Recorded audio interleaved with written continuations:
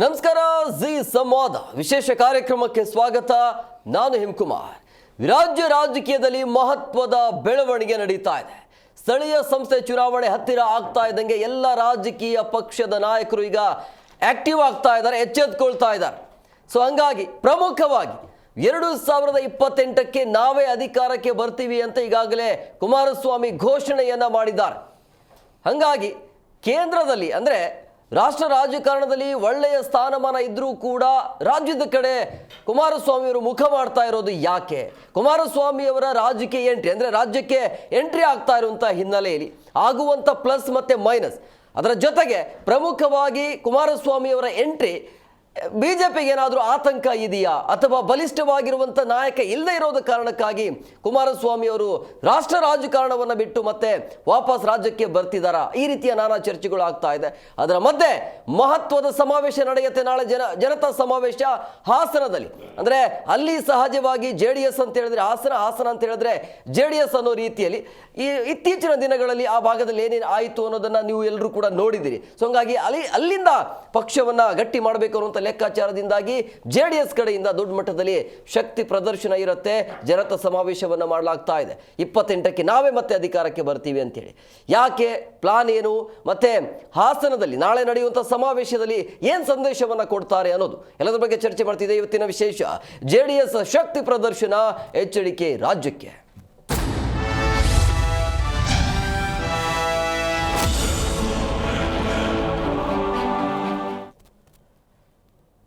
ಸ್ಥಳೀಯ ಸಂಸ್ಥೆ ಚುನಾವಣೆ ಹತ್ತಿರ ಆಗ್ತಾ ಇದ್ದಂಗೆ ಈಗ JDS ಕೂಡ ಎಚ್ಚೆತ್ತುಕೊಳ್ತಾ ಇದೆ. ಸ್ಥಳೀಯ ಸಂಸ್ಥೆ ಚುನಾವಣೆಯಲ್ಲಿ ಯಾವುದೇ ಕಾರಣಕ್ಕೂ ಕೂಡ ಮೈತ್ರಿ ಬೇಡ ಅನ್ನುವಂಥ ವಿಚಾರ JDSಗೆ ಇದೆ ಅಂತೆ. ಸೊ ಹಂಗಾಗಿ ಗೊತ್ತಿಲ್ಲ ಅದು ಮುಂದಿನ ಹಂತದಲ್ಲಿ, ಇದುವರೆಗೂ ಕೂಡ ಕ್ಲಾರಿಟಿ ಸಿಗ್ತಾ ಇಲ್ಲ.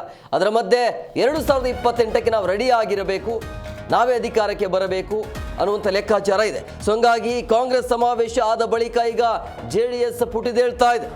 ಹಾಸನದಲ್ಲಿ JDS ನಾಯಕರ ಜನತಾ ಸಮಾವೇಶ ಇದೆ. ನಾಳಿನ ಸಮಾವೇಶದಲ್ಲಿ ದಳಪತಿಗಳ ಸಂದೇಶ ಏನು ಅನ್ನುವಂಥ ಪ್ರಶ್ನೆ ಈಗ. ದೇವೇಗೌಡರು, ಕುಮಾರಸ್ವಾಮಿ, HD ರೇವಣ್ಣ ಎಲ್ಲರೂ ಕೂಡ ಭಾಗಿಯಾಗ್ತಾ ಇದ್ದಾರೆ ಈ ಒಂದು ಸಮಾವೇಶದಲ್ಲಿ. ಲೋಕಸಭಾ ಚುನಾವಣೆಯ ಸೋಲಿನ ಬಳಿಕ ಮತ್ತೆ ಅಖಾಡ ರೆಡಿ ಆಗ್ತಾ ಇದೆ. ಕರ್ಮಭೂಮಿಯಲ್ಲಿ ದೇವೇಗೌಡರ ಓಂಕಾರ ಏನು ಅನ್ನುವಂಥದ್ದು. ಹಾಸನದಲ್ಲಿ ಮತ್ತೆ ತೆನೆ ಹೊತ್ತಿರುವಂಥ ಮಹಿಳೆ ಜಂಕಾರದ ಸಿದ್ಧತೆ ಅಂತೂ ಮುಂದುವರಿತಾ ಇದೆ. HD ದೇವೇಗೌಡರ ಕುಟುಂಬದ ವಿರುದ್ಧ ಸಾಲು ಆರೋಪ ಏನಿತ್ತಲ್ಲ, ಆ ಆರೋಪಕ್ಕೆ ಬಹುಶಃ ನಾಳೆ ಉತ್ತರ ಸಿಗುವಂಥ ಸಾಧ್ಯತೆ ಇದೆಯಾ? ನಾಳೆ ಯಾವ ಸಂದೇಶವನ್ನು ರವಾನೆ ಮಾಡಲಾಗತ್ತೆ, ಹೇಗೆ ನಡೆಯುತ್ತೆ ಈ ಸಮಾವೇಶ, ಅಲ್ಲಿನ ಜನರ ರಿಯಾಕ್ಷನ್ ಯಾವ ರೀತಿಯಾಗಿ ಇರುತ್ತೆ ಅನ್ನುವಂಥದ್ದು. ಯಾವಾಗ ಕಾಂಗ್ರೆಸ್ ಕಡೆಯಿಂದ ಸಮಾವೇಶ ಆಯ್ತಲ್ಲ ಅದೇ ಭಾಗದಲ್ಲಿ, ಈಗ ಅದೇ ಜಾಗದಿಂದ JDS ಕಡೆಯಿಂದ ದೊಡ್ಡ ಮಟ್ಟದಲ್ಲಿ ಸಮಾವೇಶ ಆಗತ್ತೆ ನಾಳೆ. ಇದೆಲ್ಲ ಪ್ಲಾನ್ ಏನು? ಸ್ಥಳೀಯ ಸಂಸ್ಥೆ ಚುನಾವಣೆ, ಸ್ಥಳೀಯವಾಗಿ JDS ಗಟ್ಟಿಯಾಗಿ ಆಗಿರಬೇಕು. ಅದಾದ ನಂತರ ಮುಂದಿನ ಎಲೆಕ್ಷನ್ ಇದೆಯಲ್ಲ 2028ಕ್ಕೆ, ಸೊ ಅದಕ್ಕೆ ನಾವು ರೆಡಿ ಆಗಿರಬೇಕು ಅನ್ನೋಂಥ ಲೆಕ್ಕಾಚಾರದಿಂದ ಈಗಲೇ JDS ಕಡೆಯಿಂದ ಶುರುವಾಗ್ತಾ ಇದೆ. ಸಹಜವಾಗಿ ಕುತೂಹಲ ಇದೆ, ರಾಷ್ಟ್ರ ಮಟ್ಟದಲ್ಲಿ ಯಾಕೆ ರೆಸ್ಪೆಕ್ಟ್ ಸಿಗ್ತಾ ಇಲ್ವಾ ಕುಮಾರಸ್ವಾಮಿ ಅವ್ರನ್ನ ಅನ್ನುವಂಥದ್ದು, ಕೇಂದ್ರ ಸರಿಯಾಗಿ ನೋಡ್ತಾ ಇಲ್ವಾ, ಯಾಕೆ ಬರ್ತಿದ್ದಾರೆ ವಾಪಸ್ ರಾಜ್ಯಕ್ಕೆ ಅನ್ನುವಂಥದ್ದು, ಏನಿರಬಹುದು ಕುಮಾರಸ್ವಾಮಿ ಅವ್ರದ್ದು ಪ್ಲಾನ್ ಏನಿರಬಹುದು ಅಂತೇಳಿ.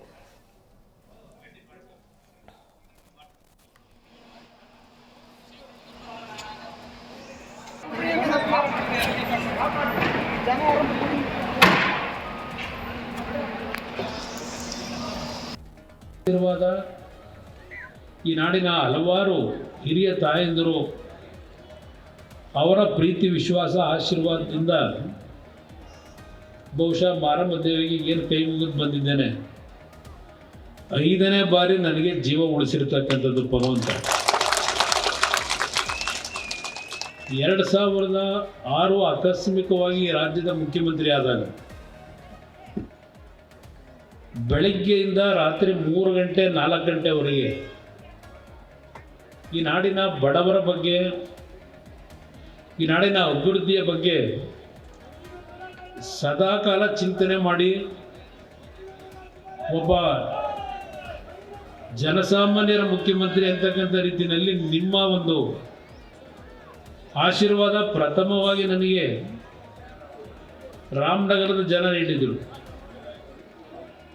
ಅಂತ ರಾಮನಗರದಲ್ಲಿ ಕೊಟ್ಟಂಥ ಆಶೀರ್ವಾದಕ್ಕೆ ಶಕ್ತಿ ತುಂಬಿದವರು ನನ್ನ ಒಂದು ರಾಜಕೀಯ ಬೆಳವಣಿಗೆಗೆ ಇವತ್ತು ಮಂಡ್ಯ ಜಿಲ್ಲೆಯ ಜನತೆ 2ನೇ ಸ್ಥಾನದಲ್ಲಿ ನನ್ನ ಶಕ್ತಿ ತುಂಬೋದಿದ್ದೀನಿ.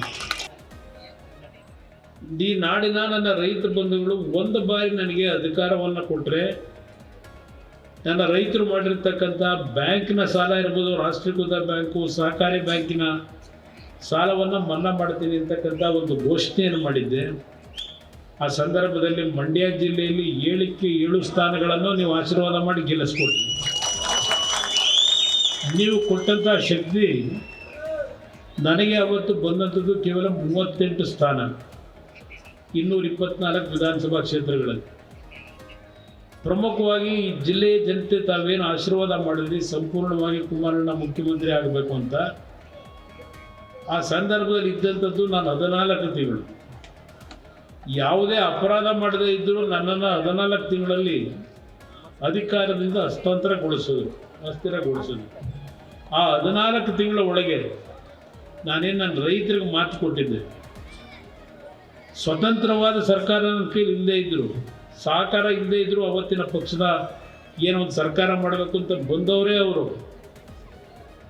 ನಾನು ನನ್ನ ರೈತರ ಸಾಲವನ್ನು ಮನ್ನಾ ಯಾಕೆ ಮಾಡಲಿಕ್ಕೆ ಸಾಧ್ಯ ಇಲ್ಲ ಅದನ್ನು ಸಾಬೀತು ಮಾಡಬೇಕು ಅಂತ ಕೊನೆಗೆ ತಲೆಬಾಗಿಯನ್ನು ಸರ್ಕಾರ ಮಾಡಿದೆ. 25,000 ಕೋಟಿ ರೂಪಾಯಿಗಳನ್ನು 14 ತಿಂಗಳಲ್ಲಿ ಹೊಂದಿಸಿ ಹಲವಾರು ಕುಟುಂಬದಲ್ಲಿ 2 ಲಕ್ಷ, 3 ಲಕ್ಷ, 10 ಲಕ್ಷ ರೂಪಾಯಿಗಳವರೆಗೆ ಸಾಲ ಮನ್ನಾ ಆದಂಥ ಹಲವಾರು ಘಟನೆಗಳು ನಾನು ನೋಡಿದ್ದೇನೆ. ಮುಂದೆ ಒಂದು ಮನವಿ ಇಟ್ಟೆ. ನಾನು 5 ಕಾರ್ಯಕ್ರಮ ಏನು ಗುರುತಿಸಿದ್ದೇನೆ, ಒಂದು ಅವಕಾಶವನ್ನು ನನ್ನ ಪಾಲಿಗೆ ನೀವು ದಯಪಾಲಿಸಿದರೆ ಈ ನಾಡಿನ ಜನ ಪ್ರತಿ ಕುಟುಂಬಗಳು ಯಾವ ರೀತಿ ನೆಮ್ಮದಿಯಿಂದ ಬದುಕಬೇಕು ಈ 5 ಕಾರ್ಯಕ್ರಮದ ಮುಖಾಂತರ. ಪ್ರತಿ ಮಕ್ಕಳಿಗೆ ಬಡವ ಇರಲಿ ಶ್ರೀಮಂತ ಇರಲಿ ಅವರಿಗೆ ಉಚಿತವಾದಂಥ ಶಿಕ್ಷಣ ಕನ್ನಡ ಮತ್ತು ಇಂಗ್ಲೀಷ್ ಮೀಡಿಯಂನಲ್ಲಿ 12ನೇ ತರಗತಿಯವರೆಗೆ ಸರ್ಕಾರವೇ ಸಂಪೂರ್ಣ ಜವಾಬ್ದಾರಿ ತಗೊಂಡು ಇವತ್ತು ಪ್ರತಿ ಗ್ರಾಮ ಪಂಚಾಯಿತಿ ಕೇಂದ್ರದಲ್ಲಿ ಒಂದು ಶಾಲೆ ಪ್ರಾರಂಭ ಮಾಡ್ತೀನಿ. ಅದರ ಜೊತೆಗೆ ಪ್ರತಿ ಗ್ರಾಮ ಪಂಚಾಯಿತಿಯಲ್ಲಿ ಒಂದು 30 ಬೆಡ್ಡಿನ ಆಸ್ಪತ್ರೆ. ಪ್ರತಿ ಸಂದರ್ಭದಲ್ಲಿ ಜಿಲ್ಲಾ ಕೇಂದ್ರಗಳಿಗೆ ನೀವು ಹೋಗಬೇಕಾಗಿಲ್ಲ, ಮನೆಯ ಮುಂದೆನೇ ಗ್ರಾಮ ಪಂಚಾಯಿತಿ ಕೇಂದ್ರದಲ್ಲೇ ನಿಮಗೆ ಎಲ್ಲ ರೀತಿಯ ಆರೋಗ್ಯದ ತಪಾಸಣೆಗಳು ಉಚಿತವಾಗಿ ದೊರಕಬೇಕು ಅಂತಕ್ಕಂಥ ಒಂದು ಯೋಜನೆ. ನನ್ನ ರೈತ ಬಂಧುಗಳಿಗೆ ಗ್ರಾಮ ಪಂಚಾಯಿತಿಯ ಕೇಂದ್ರದಲ್ಲಿ ಕೋಲ್ಡ್ ಸ್ಟೋರೇಜ್ಗಳು ಇರಬೇಕು, ನಮ್ಮ ಗೋಡನ್ಗಳನ್ನು ಎಲ್ಲಿ ಕಟ್ಟಬೇಕು, ಮಾರುಕಟ್ಟೆನಲ್ಲಿ ಬೆಲೆ ಬಿದ್ದು ಹೋದಾಗ ನೀವು ಅದನ್ನು ಶೇಖರಣೆ ಮಾಡಿಟ್ಟು ನಿಮಗೆ 75% ನೀವೇನು ಗೋಡನಲ್ಲಿ ಇಟ್ಕೊಂಡಿರ್ತೀರಿ ಬೆಳೆದಂಥ ಬೆಳೆ, ಅದಕ್ಕೆ ಸರ್ಕಾರವೇ ಮೊದಲೇ ನಿಮಗೆ ದುಡ್ಡು ಕೊಡಬೇಕು. ಯಾವಾಗ ಮಾರುಕಟ್ಟೆಯಲ್ಲಿ ದರ ಹೆಚ್ಚಾಗ್ತದೆ ಆಗ ನೀವು ಅದನ್ನು ಮಾರಾಟ ಮಾಡಿ ಆ 75% ಸರ್ಕಾರಕ್ಕೆ ವಾಪಸ್ ಕಟ್ಟತಕ್ಕಂಥದ್ದು.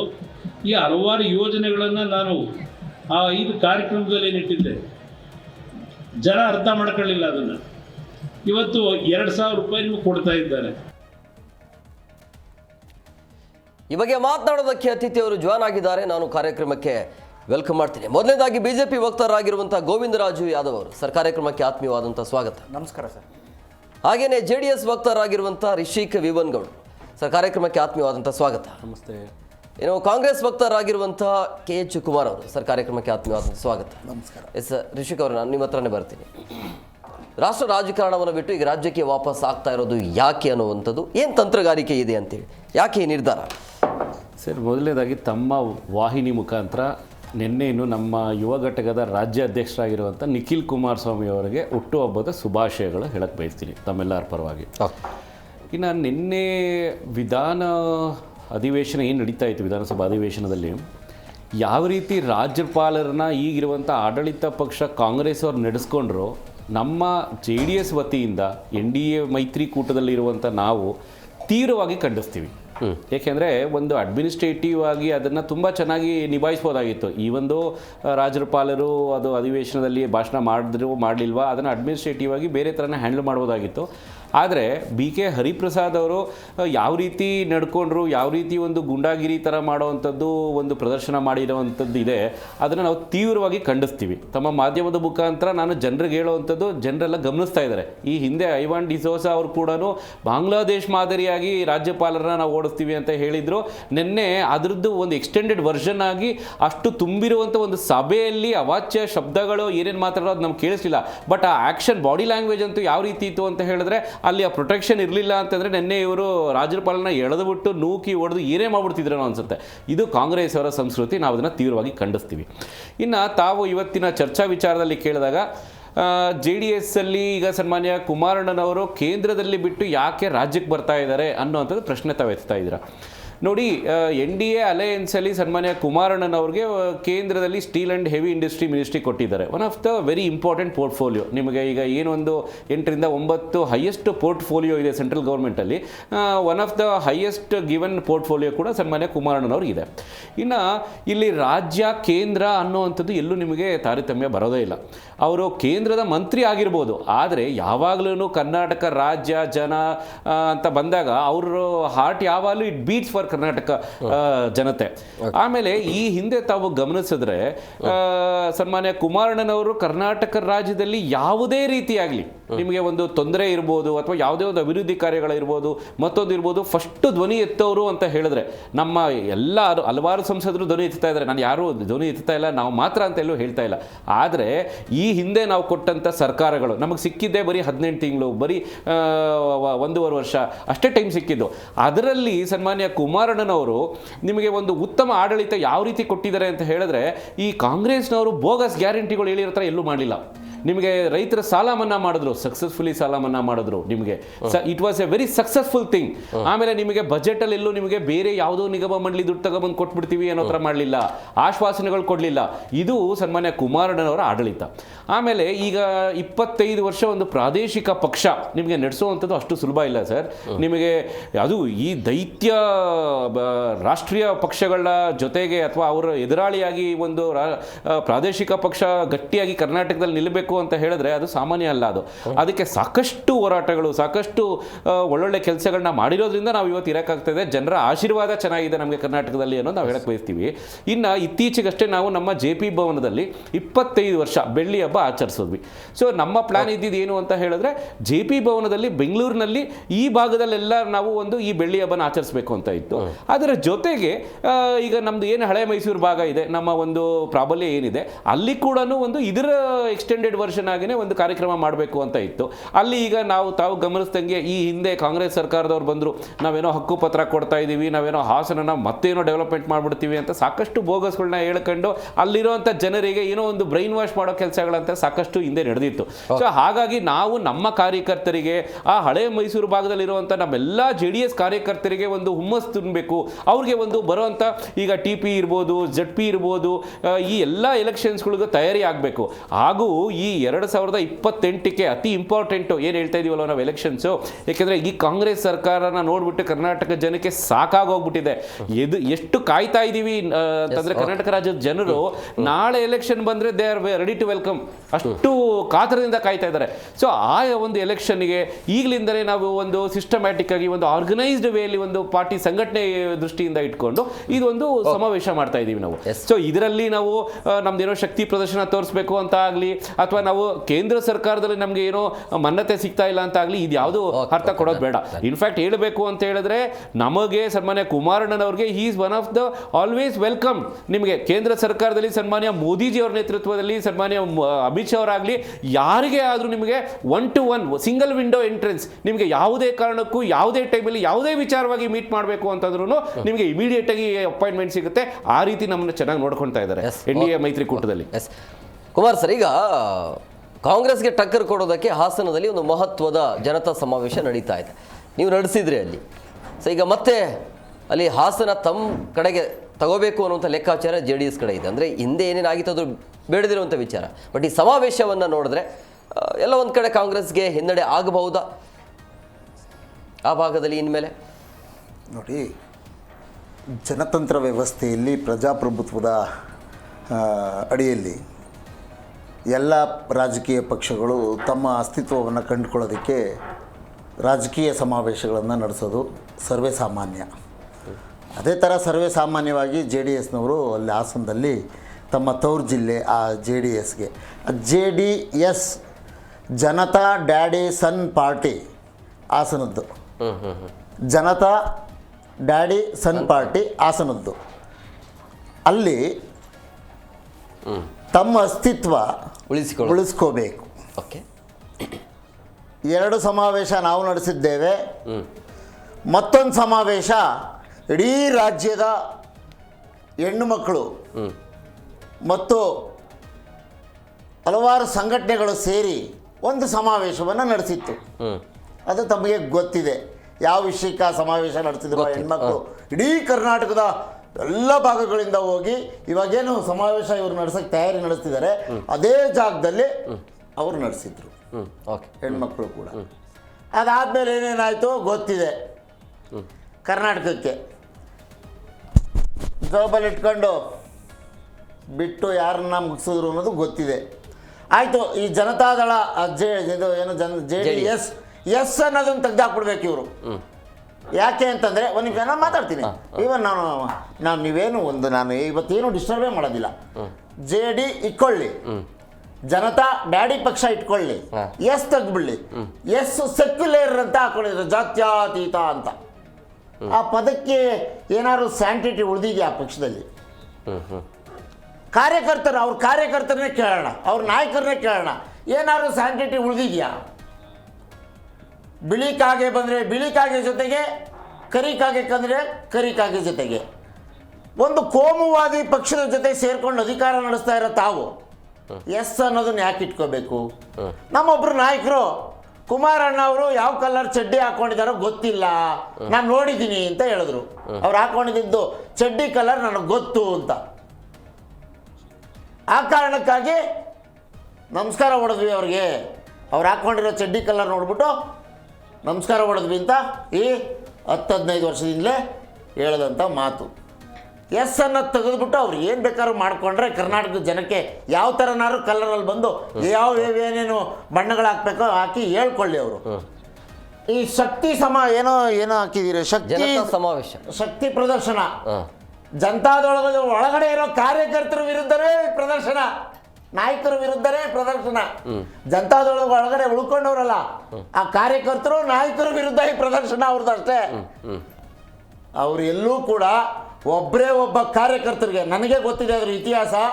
JS ಪಟೇಲ್ ಅವರು ಮಾಜಿ ಪ್ರಧಾನಮಂತ್ರಿ ದೇವೇಗೌಡರು ಕರ್ನಾಟಕವನ್ನು ಬಿಟ್ಟು ಪ್ರಧಾನಿಗಳಾಗಿ ಹೊರಟ ಮೇಲೆ JS ಪಟೇಲ್ರು ಕೆಲವು ಕಾರ್ಯಕರ್ತರಿಗೆ ನೀಡಿದ ಅಧಿಕಾರವನ್ನು ಹೊರತುಪಡಿಸಿದ್ರೆ ಆ ನಂತರ ದಿನಗಳಲ್ಲಿ ಇವತ್ತಿನವರೆಗೂ 1996ರಿಂದ 2025 ತನಕ ಒಬ್ಬನೇ ಒಬ್ಬ ಆ ಪಕ್ಷಕ್ಕಾಗಿ ಪ್ರಾಣವನ್ನೇ ತ್ಯಾಗ ಮಾಡಿ ದುಡಿದಿರೋಂಥ ಒಬ್ಬ ಕಾರ್ಯಕರ್ತನಿಗೂ ಯಾವುದೇ ರೀತಿಯ ಅಧಿಕಾರ ಕೊಟ್ಟಿಲ್ಲ. ಮತ್ತು ಪಕ್ಷದ ಕಾರ್ಯಕರ್ತರ ಚುನಾವಣೆ ಬಂದಾಗ ಅವ್ರ ಕೈಯನ್ನು ಹಿಡಿದೇ ಇರೋ ಪಕ್ಷ ಅವರು ಇಂಥ ಪ್ರದರ್ಶನ ಮಾಡಿದ್ರೆ ಏನು ಉಪಯೋಗ ಸರ್? ಮೊದಲು ಅಲ್ಲಿ ಉಳ್ಕೊಂಡಿರೋ ಕಾರ್ಯಕರ್ತರಲ್ಲಿ ನಾನೊಂದು ಮನವಿ ಮಾಡ್ಕೋತೇನೆ, ತಮ್ಮ ಮುಂದಿನ ಬದುಕು ಹಸನಾಗಬೇಕು, ತಮ್ಮ ಜೀವನ ರಾಜಕೀಯದು ಕಟ್ಕೋಬೇಕು ಅನ್ನೋದಾದರೆ ಯೋಚನೆ ಮಾಡಿ ಅವ್ರ ಜೊತೆ ಉಳ್ಕೊಳ್ಳಿ. ಜನತಾ ಡ್ಯಾಡಿ ಸನ್ ಪಕ್ಷ, ಅಪ್ಪ ಅಲ್ಲಧ್ಯಕ್ಷರು, ಮಗ ಇಲ್ಲಧ್ಯಕ್ಷರು, ಮೊಮ್ಮಗ ಇನ್ನೊಂದು ಅಧ್ಯಕ್ಷರು, ನೆಕ್ಸ್ಟ್ ಅವರೇ ಅಧ್ಯಕ್ಷರು ಘೋಷಣೆ ಆಗೋಗಿದೆ. ಅದಕ್ಕೆ ಸುತ್ತಾ ಇದ್ದಾರಂತೆ ಕರ್ನಾಟಕ ತುಂಬ. ಈಗಾಗಲೇ ಅಲ್ಲಿರೋ ನಾಯಕರುಗಳೇ ಅಸಮಾಧಾನ ವ್ಯಕ್ತಪಡಿಸಿ, ಇದೇನ್ರಿ ಅಪ್ಪನಿಗೂ ಜಯಂದು, ಮಗನಿಗೂ ಜಯಂದು, ಮೊಮ್ಮಗಂಗೂ ಜಯನ್ಬೇಕು, ಮೊಮ್ಮಗಂಗೂ ಜಯನ್ಬೇಕು, ಅದೇ ನಮ್ಗೆ ಅಂತ ಹಣೆ ಬರ ಅಂತ ಮಾತನಾಡ್ತಾ ಇದ್ದಾರೆ. ಅಲ್ಲೆಲ್ಲ ನಮಗೆ ಭಾಳಷ್ಟು ಜನ ಸ್ನೇಹಿತರಿದ್ದಾರೆ ಮತ್ತು ಹೊರಗಡೆ ಜನರು ಕೂಡ ಅದನ್ನೇ ಮಾತನಾಡ್ತಾ ಇದ್ದಾರೆ. ನಾವು ವಾಕಿಂಗ್ ಹೋಗೋ ಸಂದರ್ಭದಲ್ಲಿ ಜನತಾದಳ ಅದಕ್ಕೇನಾದ್ರು ಸ್ಯಾಂಟಿಟಿ ಉಳ್ಕೊಂಡಿದ್ದೇನ್ರಿ ಇಡೀ ದೇಶದಲ್ಲಿ? ಒಂದು ನಿಮಿಷ, ಹಾಸನದಲ್ಲಿ ಎಲ್ಲಿ ಉಳ್ಕೊಂಡಿದ್ದಾರೆ? ಆಯ್ತು, MP ಯಾರು ಸರ್? ಹೋಗಿದ್ದು ಬೆಂಗಳೂರಲ್ಲಿ ಸರ್ ಒಂದು ನಿಮಿಷ, ಹಾಸನದಲ್ಲಿ ಯಾರು ಸರ್ MP? ಯಾರು ಸರ್ MP? ಗೊತ್ತಾಯ್ತು, ಯಾರು ಸರ್ MP ಇದರಲ್ಲಿ? ಹಾಸನದ ಹೆಣ್ಮಕ್ಳು ಎಲ್ಲೂ ಕೂಡ ನಾವು ಹಾಸನದವ್ರು ಅಂತ ಹೇಳ್ಕೊತಾ ಇಲ್ಲ. ಈಗ ಆ ಪರಿಸ್ಥಿತಿ ಬಂದಿದೆ. ನೀವು ಯಾವ ಊರವ್ರಮ್ಮ? ಚಿಕ್ಕಮಂಗ್ಳೂರು ಅಂತ ಹೇಳ್ಕೊತಾವ್ರೆ ಹೆಣ್ಮಕ್ಳು, ಹಾಸನದಲ್ಲಿರೋರೆಲ್ಲ. ಆಮೇಲೆ ಮತ್ತೂ ಒಂದು ಗಂಡು ಮಕ್ಕಳೆಲ್ಲ ಯಾವ ಊರವ್ರೆ ನೀವು ಅಂತಂದ್ರೆ ನಾವ ಅಲ್ಲಿ ಪಕ್ಕದಲ್ಲಿರೋ ಚಿಕ್ಕಮಂಗ್ಳೂರವರು ಅಂತ ಇದ್ದಾರೆ. ಒಬ್ರು ಒಬ್ರು ಗಂಡ ಐಕೊಳ್ಳು ಬಿಡ್ಲಿಲ್ಲ, ಇನ್ನೊಬ್ರು ಒಂದ್ ಹೆಣ್ಣು ಐಕೊಳ್ಳು ಬಿಡ್ಲಿಲ್ಲ. ಎಂತದೇ ವಯಸ್ಸವ್ರು ಇರ್ಲಿ. ಸರ್, ವೈಯಕ್ತಿಕವಾಗಿ ಬೇಡ, ರಾಜಕೀಯವಾಗಿ ಮಾತಾಡಿ. ಆಯ್ತು, ವೈಯಕ್ತಿಕವಾಗಿ ಮಾತಾಡುವಂತ ತೇಜೋವಧನೆ ಮಾಡಿ ಮಾಡುವಂತ ಏನು ಅರ್ಥ ಇಲ್ಲ. ಆಮೇಲೆ ಸರ್, ಕಾಂಗ್ರೆಸ್ ಅಲ್ಲೂ ಸಾಕಷ್ಟು ವಿಚಾರಗಳಿದೆ ಇವೆಲ್ಲ. ಸ್ವಾತಿ ನಕ್ಷತ್ರ ಅಂತ ಇದ್ರಲ್ಲಿ ಸರ್, ಕಾಂಗ್ರೆಸ್ ಕೂಡ ಸಾಕಷ್ಟು ಇದಾವೆ. ಅದ್ರ ಮೂಲ ಪ್ರೊಡ್ಯೂಸರ್ ಯಾರು ಅಂತ ಜನರಿಗೆ ಗೊತ್ತಿದೆ. ಪ್ರೊಡ್ಯೂಸರ್ ಇದಕ್ಕೆ ಯಾರು ಅಂತ ಗೊತ್ತಿದೆ. ಪೆಂಡ್ರೈವ್ ಎಲ್ಲಿ ರೆಡಿ ಆಯ್ತು, ಪೆಂಡ್ರೈವ್ ಎಲ್ಲಿ ರೆಡಿ ಆಯ್ತು ಅಂತ ಅಂದ್ಬಿಟ್ಟು ಜನರಿಗೆ ಗೊತ್ತಿದೆ. ಹಾಸನ್ ಜನರಿಗೆ ಎಲ್ಲರಿಗೂ ಗೊತ್ತಿದೆ ಪೆಂಡ್ರೈವ್ ಪ್ರೊಡ್ಯೂಸರ್ ಯಾರು, ಎಲ್ಲಿ ರೆಡಿ ಆಯ್ತು, ಮಾರ್ಕೆಟಿಂಗ್ ಮಾಡಿದ್ರು ಅಂತ ಜನರಿಗೆಲ್ಲ ಗೊತ್ತಿದೆ. ಅರ್ಥ ಆಗ್ತಾ ಇದೆಯಾ? ಕಾಂಗ್ರೆಸ್ ಅವ್ರು ಮಾಡಿರುವಂತ ಏನೆಲ್ಲ ಕೆಲಸಗಳಿದೆ ಎಲ್ಲರಿಗೂ ಗೊತ್ತಿದೆ. ತಾವು ದಯಮಾಡಿ ಜೆಡಿಎಸ್ ಡ್ಯಾಡಿ ಸ್ವಲ್ಪ ದಯಮಾಡಿ ಸ್ಟಾಪ್ ಮಾಡಬೇಕು. ಸನ್ಮಾನ್ಯ ಸೋನಿಯಾ ಗಾಂಧಿ ಅವರು ಯಾರು, ಸನ್ಮಾನ್ಯ ರಾಹುಲ್ ಗಾಂಧಿ ಅವರು ಯಾರು, ಸನ್ಮಾನ್ಯ ಪ್ರಿಯಾಂಕಾ ಗಾಂಧಿ ಅವರು ಯಾರು, ಸನ್ಮಾನ್ಯ ಮಲ್ಲಿಕಾರ್ಜುನ ಅವರು ಯಾರು, ಪ್ರಿಯಾಂಕಾ ಖರ್ಗೆ ಅವರು ಯಾರು, ಆಯ್ತಲ್ವಾ? ವೈಯಕ್ತಿಕವಾಗಿ ಮಾತಾಡ್ಬೇಕಾದ್ರೆ ನಾವು ಕೂಡ ರಾಜಕೀಯವಾಗಿ ಮಾತಾಡ್ಕೊಳ್ಳಿ. ನೀವು ವೈಯಕ್ತಿಕವಾಗಿ ಸರ್, ಆಮೇಲೆ 14 ತಿಂಗಳು ನನಗೆ ಅಧಿಕಾರ ಕೊಟ್ಟಿದ್ರಿ, ನಾನು ಕೊಟ್ಟಿದ್ದ ಅಧಿಕಾರ ಕಿತ್ಕೊಂಡ್ಬಿಟ್ರು ಅಂತ. ನಾವು ಅಮೆರಿಕಾದೊಳಗೆ ಕೂತ್ಕೊಳಕ್ ಕೇಳಿದ್ವಾ? ಅಮೆರಿಕಾದೊಳಗೆ ಕೂತ್ಕೊಳಕ್ ಕೇಳಿದ್ವಾ ಸರ್ ಇವ್ರಿಗೆ? ಕೂತ್ಕೊಂಡು ನಮ್ಮ ನಾಯಕ DK ಶಿವಕುಮಾರ್ ಅವರು ಮಳೆ ಗಾಳಿ ಬಿಸಿಲು ಮುಂದೆ ಬಾಂಬೆ ಹೋಟ್ಲು ಮುಂದೆ ಅಂಗಲಾಚಿ ಬೇಡ್ಕೋತಾ ಇದ್ರು. ಇವ್ರು ಅಮೆರಿಕಾದಲ್ಲಿ ಕೂತಿದ್ರು. ಗೊತ್ತು ಬಿಡ್ರಿ, ಯಾರು ಸ್ಪಾನ್ಸರ್ ಮಾಡಿದ್ದಾರೆ, ವ್ಯಾಪಾರ ಮಾಡಿದ್ದಾರೆ ಅಂತ ಜನಕ್ಕೆ ಚೆನ್ನಾಗಿ ಗೊತ್ತಿದೆ ಬಿಡಿ. ಯಾರ್ಯಾರು ಇದರಿಂದ ಇದ್ರು, ಯಾರ್ಯಾರು ಕಳಿಸಿದ್ರು ಅಂತ ಜನಕ್ಕೆ ಚೆನ್ನಾಗಿ ಗೊತ್ತಿದೆ. ಅಲ್ಲ ರೀ, ಇವಾಗ ಫ್ಲೈಟ್ ಟಿಕೆಟ್ ಕೊಡ್ಸೋರು ಯಾರು, ಫಂಡಿಂಗ್ ಯಾರು ಮಾಡಿದ್ರು, ಕುದುರೆ ವ್ಯಾಪಾರ ಯಾರ್ಯಾರು ಮಾಡಿದ್ದಾರೆ ಎಲ್ಲ ಮಾತಾಡೋಣ. ಒಂದ್ ನಿಮಿಷ ಸುಮ್ಮನೆ ನಾನು ಮುಗಿಸ್ಬಿಡ್ತೀನಿ. ಆಮೇಲೆ ನೀವೇನ್ ಬೇಕಾದ್ರೆ ಮಾತಾಡಿ. ಆಯ್ತು ಬಿಡಿ, ಆಮೇಲೆ ವಚನ ಪ್ರಶ್ನೆ ಕಾರ್ಯಕ್ರಮ ಇತ್ತಲ್ಲ, ಆಯ್ತಾಯ್ತು. ಅವಾಗ ಹೆಂಗ್ ನಡ್ಕೊಂಡ್ರು ಸರ್ ಇವರು? ಅವ್ರ ಹತ್ರ ಅಲ್ಲ, ಕುಮಾರಸ್ವಾಮಿ ವಾಪಸ್ ಬರ್ತಾ ಇರೋದು ನಿಮಗೆ ಏನಾದ್ರು ಸುಳಿವಾಗಿದೆಯಾ? ಕೊಡಿ ಅಂದ್ರೆ ವಚನ ಪ್ರಶ್ನೆ ಆಗ್ಬಿಟ್ರು. ಆಯ್ತಾ? ಅದಾದ್ಮೇಲೆ ಆಯ್ತು ಸರ್ ಒಂದ್ ನಿಮಿಷ, ಅವ್ರೇನೋ ಕೋಲ್ಡ್ ಸ್ಟೋರೇಜ್ ಮಾಡ್ಬಿಡ್ತೀನಿ, ರೈತರಿಗೆಲ್ಲ ಸ್ಕೂಲ್ಗಳೆಲ್ಲ ಮಾಡ್ಬಿಡ್ತೀನಿ ಅಂತ ಏನೋ ಹೇಳ್ತಿದ್ರು, ಕೇಳಿಸ್ಕೊಂಡೆ. ಕೋಲ್ಡ್ ಸ್ಟೋರೇಜ್ ಮಾಡಕ್ಕೆ ಈಗಲೂ ತಾವೇ ಕೈಗಾರಿಕಾ ಮಂತ್ರಿಗಳು ಕೇಂದ್ರದಲ್ಲಿ ನಿಮಗೆ ತಾಕತ್ತಿದ್ರೆ ರಾಜ್ಯ ಸರ್ಕಾರದಲ್ಲಿ ಇದೀರಲ್ಲ ನೀವು, ಕೊಟ್ಬಿಟ್ಟು ನಾವು ಮಾಡಿರುವಂತ ಒಂದು ಪಂಚತಂತ್ರದಲ್ಲಿ ಒಂದೇ ಒಂದು ಮಾಡಕ್ಕಾಗುತ್ತೆ ಹೇಳಿ. ಒಂದೇ ಒಂದು ಪೆಟ್ರೋಲ್ ಡೀಸೆಲ್ ಇಲ್ದಲೆ ಗೃಹಲಕ್ಷ್ಮಿ ಹೇಳಿದ್ರೆ ಎಲ್ರಿ ಹಾಕಿದ್ರ ಗೃಹಲಕ್ಷ್ಮಿ? ನೀವು ಅಲ್ಲ, ಗೃಹಲಕ್ಷ್ಮಿ ಎಲ್ಲ ಕೇಳಿ ಆಯ್ತು. ಯಾವ್ದಾದ್ರು ಒಂದು ಗ್ಯಾರಂಟಿ ಮಾಡಕ್ಕಾಗಿದೆ ಹೇಳಿ ನೀವು. ಅರ್ಥ ಮಾಡ್ಕೊಳ್ಳಿ ಫಸ್ಟ್. ಇವಾಗ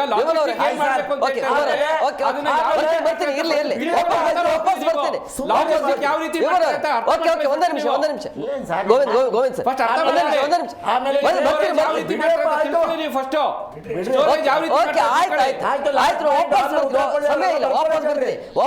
ಲಾಸ್ಟ್ ಪಾಯಿಂಟ್, ಕೇಂದ್ರದ ಮಂತ್ರಿಗಳಾಗಿರಂತ ಮಾನ್ಯ HD ಕುಮಾರಸ್ವಾಮಿ ಅವರ ಖಾತೆಗೆ ಕೇಂದ್ರ ಸರ್ಕಾರದವರು ಮೀಸಲಾಗಿಟ್ಟರು ಹಣ ಎಷ್ಟು ಅಂತ ಅವ್ರು ಬಹಿರಂಗ ಪಡಿಸ್ತೆ. ಆಮೇಲೆ ಇದನ್ನೆಲ್ಲ ಚರ್ಚೆ ಮಾಡೋಣ, ಗೊತ್ತಾಗುತ್ತೆ. ಗೋವಿಂದರಾಜ್ ಅವರೇ, ಈ ಒಂದು ಸಮಾವೇಶ ಎಷ್ಟು ಮಟ್ಟಿಗೆ ಬೂಸ್ಟ್ ಕೊಡಬಹುದು JDSಗೆ ಮತ್ತೆ ಮೈತ್ರಿಗೆ?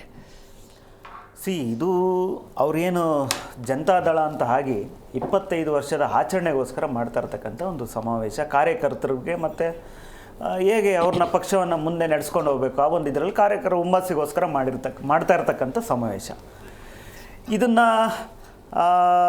ಕಾಂಗ್ರೆಸ್ನವರು ಏನು ಹೇಳ್ತಾ ಇದ್ದಾರೋ ನನಗಂತೂ ಅರ್ಥ ಆಗ್ತಾರೆ. ಅವ್ರ ಪಕ್ಷದ ಕಾರ್ಯಕ್ರಮವನ್ನು ಇಡೀ ಸಂಘಟನೆಯನ್ನು ಇಡೀ ರಾಜ್ಯದಲ್ಲಿ ವಿಸ್ತರಣೆ ಮಾಡಬೇಕು ಅಂತ ಅವ್ರದ್ದೇ ಆದ ಒಂದು ಪ್ಲ್ಯಾನಿಂಗ್ ಹಾಕ್ಕೊಂಡಾಗ ನನಗೆ ಕಾಂಗ್ರೆಸ್ನವ್ರಿಗೆ ಯಾಕೆ ಹೊಟ್ಟೆ ಕಿವುಸ್ದಂಗೆ ಆಗ್ತಾ ಇದೆ ಅನ್ನೋದು ಅರ್ಥ ಆಗ್ತಾ ಇಲ್ಲ. ಯಾಕೆಂದರೆ ಕರ್ನಾಟಕದಲ್ಲಿ ಇವತ್ತು ಏನೂ ಮಾಡೋಕ್ಕಾಗಲಿಲ್ಲ ಅಂದ್ರು ಕೇಂದ್ರದ ಮೇಲೆ ಗೂಬೆ ಕೂರ್ಸಂತ ಕೆಲಸ ಮಾಡ್ಕೊಂಡು ಭ್ರಷ್ಟಾಚಾರ ಮಾಡ್ಕೊಂಡು ಇಡೀ ರಾಜ್ಯವನ್ನು ಕೊಳ್ಳೆ ಹೊಡಿತಾ ಇರೋದನ್ನೇನು ಬಿಟ್ಟರೆ, ಈ ರಾಜ್ಯಕ್ಕೋಸ್ಕರ ಏನು 136 ಸೀಟ್ ಕೊಟ್ರಲ್ಲ ಈ ರಾಜ್ಯದ ಜನತೆ, ಕರ್ನಾಟಕಕ್ಕೆ ವಾಪಸ್ ಏನಾರ ಕೊಟ್ಟಿದ್ದೀವಿ ಅಂದರೆ ಇದು ಶೂನ್ಯ ಅಂತ ಹೇಳ್ಬಿಟ್ಟು ಇವತ್ತು ಕಾಣ್ತಾ ಇದೆ. ಇವತ್ತೇನಾರ ಪ್ರಶ್ನೆ ಮಾಡೋಕ್ಕೆ ಹೋದರೆ ಕಾಂಗ್ರೆಸ್ನವರು ಒಂಥರ ದುಂಡಾವರ್ತನೆ, ಗುಂಡಾವರ್ತನೆ ಈ ರೀತಿಯ ಒಂದು ಎಲ್ಲ ಒಂದು ಕಡೆ ಕಾಣಿಸ್ತಾ ಇರೋದು ನೋಡಿದ್ರೆ ಈ ರಾಜ್ಯದ ಜನತೆ ಪಾಪ ಮಾಡಿದ್ದಾದರೂ ಏನು ಅಂತ ಅನಿಸ್ತಾ ಇದೆ. ಯಾಕೆಂದರೆ ಇವತ್ತು ಭರ್ಜರಿ ಏನೋ ಒಂದು ಕಾಂಗ್ರೆಸ್ ಅಧಿಕಾರಕ್ಕೆ ಬಂದರೆ, ಸಿದ್ದರಾಮಯ್ಯನವ್ರ ಅಧಿಕಾರಕ್ಕೆ ಬಂದರೆ, DK ಶಿವಕುಮಾರ್ ಅಧಿಕಾರಕ್ಕೆ ಬಂದರೆ ಈ ರಾಜ್ಯ ಎಲ್ಲ ಒಂದು ಕಡೆ ಸಮೃದ್ಧಿಯಾಗಿ ಅಭಿವೃದ್ಧಿ ಆಗ್ತದೆ ಅಂತ ಹೇಳ್ಬಿಟ್ಟು ಯೋಚನೆ ಇಟ್ಕೊಂಡು ಇಷ್ಟೊಂದು ಅಭೂತಪೂರ್ವವಾದ ಗೆಲುವನ್ನು ಕೊಟ್ಟರಲ್ಲ. ಕಾಂಗ್ರೆಸ್ ಏನಾದರೂ ವಾಪಸ್ ಕೊಡ್ತಾ ಇದ್ರೆ ಪ್ರತಿದಿನ ಕುರ್ಚಿ ಗಲಾಟೆ, ಇದ್ರ ಜೊತೆಯಲ್ಲಿ ಭ್ರಷ್ಟಾಚಾರ, ಅದ್ರ ಜೊತೆಯಲ್ಲಿ ಗುಂಡಿಗಳ ನಗರ. ಇಡೀ ರಾಜ್ಯದಲ್ಲಿ ಯಾವುದೇ ಒಂದು ರಸ್ತೆಗಳು ಅಭಿವೃದ್ಧಿ ಆಗಲಿಲ್ಲ, ಒಂದು ಆರೋಗ್ಯ ಸಂಸ್ಥೆಗಳು ಅಭಿವೃದ್ಧಿ ಆಗಲಿಲ್ಲ, ರಸ್ತೆಗಳು ಅಭಿವೃದ್ಧಿ ಆಗಲಿಲ್ಲ, ಶಾಲೆಗಳು ಅಭಿವೃದ್ಧಿ ಆಗಲಿಲ್ಲ.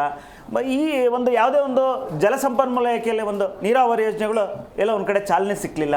ಕೇವಲ ಇವ್ರು ಏನು ಮಾಡಕ್ ಕೊಟ್ಟಿದ್ದಾರೆ ಅಂತಂದ್ರೆ, ದಿನ ಬೆಳಗಾದ್ರೆ ಅಲ್ಲಿ ಸಭೆಗಳು, ಮುಖ್ಯಮಂತ್ರಿಗಳ ಸಭೆ, ಇನ್ನೊಂದು ಕಡೆ ನಾಟಿ ಕೋಳಿ ಸಾರು ತಿನ್ನಕ್ ಹೋಗುವಂಥದ್ದು, ಬೆಳಗ್ಗೆ ಆದ್ರೆ ಇಡ್ಲಿ ತಿನ್ನಕ್ ಹೋಗುವಂಥದ್ದು, ಇದೇ ಮಾಡ್ಕೊಂಡು ಇವರು ಕಾಲಹರಣ ಮಾಡ್ತಾ ಇದ್ದಾರೆ. ಇದ್ರ ಜೊತೆಯಲ್ಲಿ ಹೈಕಮಾಂಡ್ ಬುಲಾವು ಅವಾಗ 15 ದಿನಕ್ಕೆ ತಿಂಗಳಿಗೆ ಇದೇ ಬರ್ತಾ ಇದೆ. ಬಿಟ್ರೆ ಈ ಕಾಂಗ್ರೆಸ್ ಸರ್ಕಾರಕ್ಕೆ ಯಾವುದೇ ಒಂದು ನೈತಿಕತೆ ಇಟ್ಕೊಂಡು ಈ ರಾಜ್ಯ ಅಭಿವೃದ್ಧಿ ಆಗ್ಬೇಕು, ಉದ್ಧಾರ ಆಗ್ಬೇಕು ಅಂತ ಹೇಳ್ಬಿಟ್ಟು ಕನಸು ಇಲ್ಲ, ಕಿಮ್ಮತ್ತು ಇಲ್ಲ. ಆ ರೀತಿಯಾದ ಯೋಚನೆ ಇವತ್ತು ಕಾಂಗ್ರೆಸ್ನಲ್ಲಿ ಕಾಣ್ತಾ ಇದೆ. ಇವತ್ತು ಆ ಪಕ್ಷಗಳು, ರಾಜಕೀಯ ಪಕ್ಷಗಳು, ಅವರು ಬರ್ತಕ್ಕಂಥ ಜಿಲ್ಲಾ ಪಂಚಾಯತಿ ಇರ್ಬೋದು, ಗ್ರಾಮ ಪಂಚಾಯತಿ ಚುನಾವಣೆಗಳು ಇರ್ಬೋದು, ಅದೇ ರೀತಿ GBA ಚುನಾವಣೆಗಳು ಇರ್ಬೋದು, ಪಕ್ಷ ಸಂಘಟನೆ ಮಾಡ್ಕೊತಾ ಇದ್ದಾರೆ. ಈಗ ಜೆ ಡಿ ಎಸ್ ಕಾರ್ಯಕರ್ತನ ಹುರಿದುಂಬಿಸ್ಕೊಂಡು ಪಕ್ಷವನ್ನು ಕಟ್ಟೋದ್ರ ಕಡೆ ಯೋಚನೆ ಮಾಡ್ತಾ ಇದ್ದಾರೆ. ಭಾರತೀಯ ಜನತಾ ಪಾರ್ಟಿ ನಿರಂತರವಾಗಿ ಅದೇನು ಚುನಾವಣೆಗೋಸ್ಕರ ಏನು ಕಟ್ಟಬೇಕು ಅನ್ನೋ ವಿಚಾರ ಏನಿಲ್ಲ, ನಿರಂತರವಾಗಿ ಜನರ ಮಧ್ಯೆ ಇರುತ್ತೆ. ಆ ಕ್ಷೇತ್ರದಲ್ಲಿ, ಆ ಭಾಗದಲ್ಲಿ, ಬೂತ್ನಲ್ಲಿ ಪ್ರತಿದಿನ ಒಂದು ಕೆಲಸವನ್ನು ನಡೆಯುತ್ತೆ. ಆ ಒಂದು ಇದರಿಂದ ಇವತ್ತು ಕಾಂಗ್ರೆಸ್ಸರಿಗೆಲ್ಲ ಒಂದು ಕಡೆ ಭಯ ಶುರುವಾಗಿದೆ. ಯಾಕೆಂದ್ರೆ ಇವತ್ತು ಜನ ಹೇಳ್ತಾ ಇರೋದು ಅಂದ್ರೆ, ಯಾಕಪ್ಪ ಈ ಸರ್ಕಾರಕ್ಕೆ ನಾವು ಓಟ್ ಕೊಟ್ವಿ, ಈ ಸರ್ಕಾರದಿಂದ ಇವತ್ತು ಸಿದ್ದರಾಮಯ್ಯನವರೇನೋ ಮುಖ್ಯಮಂತ್ರಿ ಆದ್ರೆ ನಮ್ಗೆಲ್ಲ ವಾಪಸ್ ಕೊಟ್ಬಿಡ್ತಾರೆ ಅಂದ್ಕೊಂಡು ಒಂದ್ ಕಡೆ ಗ್ಯಾರಂಟಿ ಕೊಟ್ಬಿಟ್ಟು ಎಲ್ಲಾ ಬೆಲೆಗಳನ್ನ ವಾಪಸ್ ಕಿತ್ಕೊಂಡು ನಮ್ಮ ಮೇಲೆ ರಕ್ತ ಇರ್ದಂಗೆ ಒಂದೊಂದು ಬೆಲೆಗಳನ್ನ ಜಾಸ್ತಿ ಮಾಡ್ಕೊಂಡು ಇವತ್ತು ರಕ್ತ ಇರ್ದಂಗೆ ಇರ್ತಾ ಇದ್ದಾರೆ. ಮಾತೆತ್ತಿದ್ರೆ ನಮ್ಗೆ ಅನುದಾನ ಬಂದಿಲ್ಲ, ಇವ್ರಿಗೇನೋ ಪ್ರಶ್ನೆ ಮಾಡಕ್ ಹೋದ್ರೆ ಅನುದಾನ ಬಂದಿಲ್ಲ ಅಂತಾರೆ. ಎಲ್ಲ ಅನುದಾನ ಕೊಟ್ಟರು ರಾಜ್ಯದಲ್ಲಿ ಬರ್ತಕ್ಕಂಥ ಬಕ್ಕಸವನ್ನ ಇವ್ರಿಗೆ ಬೇಕಾದ ರೀತಿಯಲ್ಲಿ ಪಕ್ಕದ ರಾಜ್ಯಕ್ಕೋ ಹೈಕಮಾಂಡ್ಗೋ ಒಂಥರ ATM ರೀತಿ ಕ್ಯಾಶ್ ಡ್ರಾ ಮಾಡ್ದಂಗೆ, ಯಾವಾಗ ಬೇಕು ಅವಾಗ ದುಡ್ಡು ಬೇಕು ಅಂದಾಗ ಭ್ರಷ್ಟಾಚಾರ ಮಾಡಿಸೋದು. ಈಗ ಹಸಿಯಾಗಿರ್ತಕ್ಕಂಥದ್ದು ಸರ್, ಅಬಕಾರಿ ಇಲಾಖೆಯಲ್ಲಿ ಮೊನ್ನೆ ಅದೇ ಅಧಿಕಾರಿ ಮಧುಸೂದನ್ ನಾಯಕ್, ಜಗದೀಶ್ ನಾಯಕ್ ಏನು ಹೇಳಿಕೆ ಕೊಟ್ಟರು, ನಾವು ಮಂತ್ರಿಗಳಿಗೆ ಭ್ರಷ್ಟಾಚಾರ ದಣ ಕೊಡಬೇಕು, ಇರ್ತಕ್ಕಂಥ ಇಲಾಖೆಯಲ್ಲಿ ಇಷ್ಟಿಷ್ಟೇನೋ ಕೊಡಬೇಕು. ಸರ್ 8.5 ಲಕ್ಷ ಇರ್ತಕ್ಕಂಥ ಒಂದು ಅಫಿಷಿಯಲ್ ಫೀಸ್ಗೆ 90 ಲಕ್ಷ ಎಕ್ಸ್ಟ್ರಾ ಕೇಳ್ತಾರೆ ಅಂದ್ರೆ ಈ ರಾಜ್ಯದ ಜನತೆ ಮುಂದೆ ಯಾವ ಬಿಸ್ನೆಸ್ ಮಾಡಬೇಕು ಅಂತ ಮುಂದೆ ಹೋಗ್ತಾರೆ ಸರ್. ಯುವಕರಿಗೆ ಇವತ್ತು ಯಾವುದೋ ಒಂದು ಉದ್ಯೋಗ ಸೃಷ್ಟಿ ಮಾಡೋಕ್ಕಾಗಲಿ, ಇವತ್ತು ಈ ಸರ್ಕಾರ ಬಂದಾಗ್ಲಿಂದ ಸುಮಾರು 3-4 ಲಕ್ಷ ಜಾಬ್ ಇದ್ರು ಅದ್ರ ಕಡೆ ಗಮನ ಕೊಟ್ಟು ಅಪಾಯಿಂಟ್ ಮಾಡಬೇಕು ಅಂತ ಹೋಗ್ತಾ ಇಲ್ಲ. ಇವತ್ತು ಯಾವುದೋ ಯುವಕರು ಒಂದು ಉದ್ಯೋಗ ಒಂದು ಮಾಡಬೇಕು, ಆಯ್ತಪ್ಪ ಇದು ಯಾವುದೋ CL7 CL2 ಯಾವುದೋ ಒಂದು ಇದನ್ನ ತಗೊಂಡು ಒಂದು ಉದ್ಯಮ ನಡೆಸಬೇಕು ಅಂತ ಹೋದಂತರ್ಗೆ ನೀವು 1 ಕೋಟಿ ಲಂಚ ಕೇಳ್ತೀರಾ ಅಂದ್ರೆ ಈ ಸರ್ಕಾರದಕ್ಕೆ ಯೋಗ್ಯತೆ ಇದೆಯಾ ಜನರ ಬಗ್ಗೆ ಕಾಳಜಿ ಇಟ್ಕೊಂಡು ಮಾತಾಡೋದಕ್ಕೆ? ಅದೇ ಲೈಸೆನ್ಸ್ ವಿಚಾರವಾಗಿ ಯಾವಾಗ ಅಬಕಾರಿ ಇಲಾಖೆಯಿಂದ ನಡೀತಲ್ಲ, ಮೊದಲು ಜಿ ಕನ್ನಡ ನ್ಯೂಸೇ ವರದಿ ಮಾಡಿತ್ತು. ಖಂಡಿತ ಅದು ಗೊತ್ತು ನನಗೆ. ಯಾಕೆ ನೀವು ಪ್ರಥಮವಾಗಿ ನೀವನ್ನ ಇದನ್ನ ಮಾಧ್ಯಮದಲ್ಲಿ ತೋರಿಸಿದ್ದೇನಾರ ಇದ್ರೆ ಅದು ಜಿ ಕನ್ನಡ ನ್ಯೂಸ್ ಅಂತ ಹೇಳ್ಬಿಟ್ಟು ನನಗೂ ಕೂಡ ಮಾಹಿತಿ ಬಂತು ಸರ್. ಯಾಕೆಂದ್ರೆ ಇವತ್ತು ಭ್ರಷ್ಟಾಚಾರ ತಾಂಡವಾಡ್ತಾ ಇರೋದು ನೋಡಿದ್ರೆ ಸರ್, ಈ ಸರ್ಕಾರದಲ್ಲಿ ನಾವು ನೋಡೇ ಇರಲಿಲ್ಲ ಅಷ್ಟು ಭ್ರಷ್ಟಾಚಾರ ಇವತ್ತು ಆಡ್ತಾ ಇದೆ. ಇವತ್ತು ಜನರು ಇವ್ರಿಗೆ ಕೊಟ್ಟಿದ್ದೆ ಎಲ್ಲೋ ಒಂದ್ ಕಡೆ ಹಿಂದಿನ ಸರ್ಕಾರಗಳು ಸರಿಯಾಗಿ ಆಡಳಿತ ಮಾಡಲಿಲ್ಲ, ಎಲ್ಲೋ ಒಂದ್ ಕಡೆ ಜನರಿಗೆ ತೊಂದರೆ ಆಗ್ತಾ ಇದೆ ಅಂತೆ. ಇವತ್ತು ಜನರಿಗೆ ತೊಂದರೆ, ನಡೆದಾಡಕ್ಕೂ ತೊಂದರೆ ಸರ್. ಯಾಕೆಂದ್ರೆ ಒಳ್ಳೆ ರಸ್ತೆನೇ ಕೊಡ್ಲಿಲ್ಲ, ಈ ದಿನ ಬೆಳಗಾದ್ರೆ ಗುಂಡಿಲ್ ಬೀಳೋರು, ಆಕ್ಸಿಡೆಂಟ್ ಆಗೋದು ಇದೇ ಆಗ್ತಾ ಇದೆ. ಬಿಟ್ರೆ ಈ ರಾಜ್ಯ ಸರ್ಕಾರಕ್ಕೆ ಹೇಳಕ್ಕೆ ಯೋಗ್ಯತೆನೇ ಇಲ್ಲ, ನಾನು ಒಳ್ಳೆ ಕೆಲಸ ಮಾಡಿದ್ದೀನಿ ಅಂತ ಹೇಳಿ. ಇವನ್ ಸರ್, ನಾಳಿನ ಸಮಾವೇಶದಲ್ಲಿ ವಾಪಸ್ ಬರ್ತೀನಿ.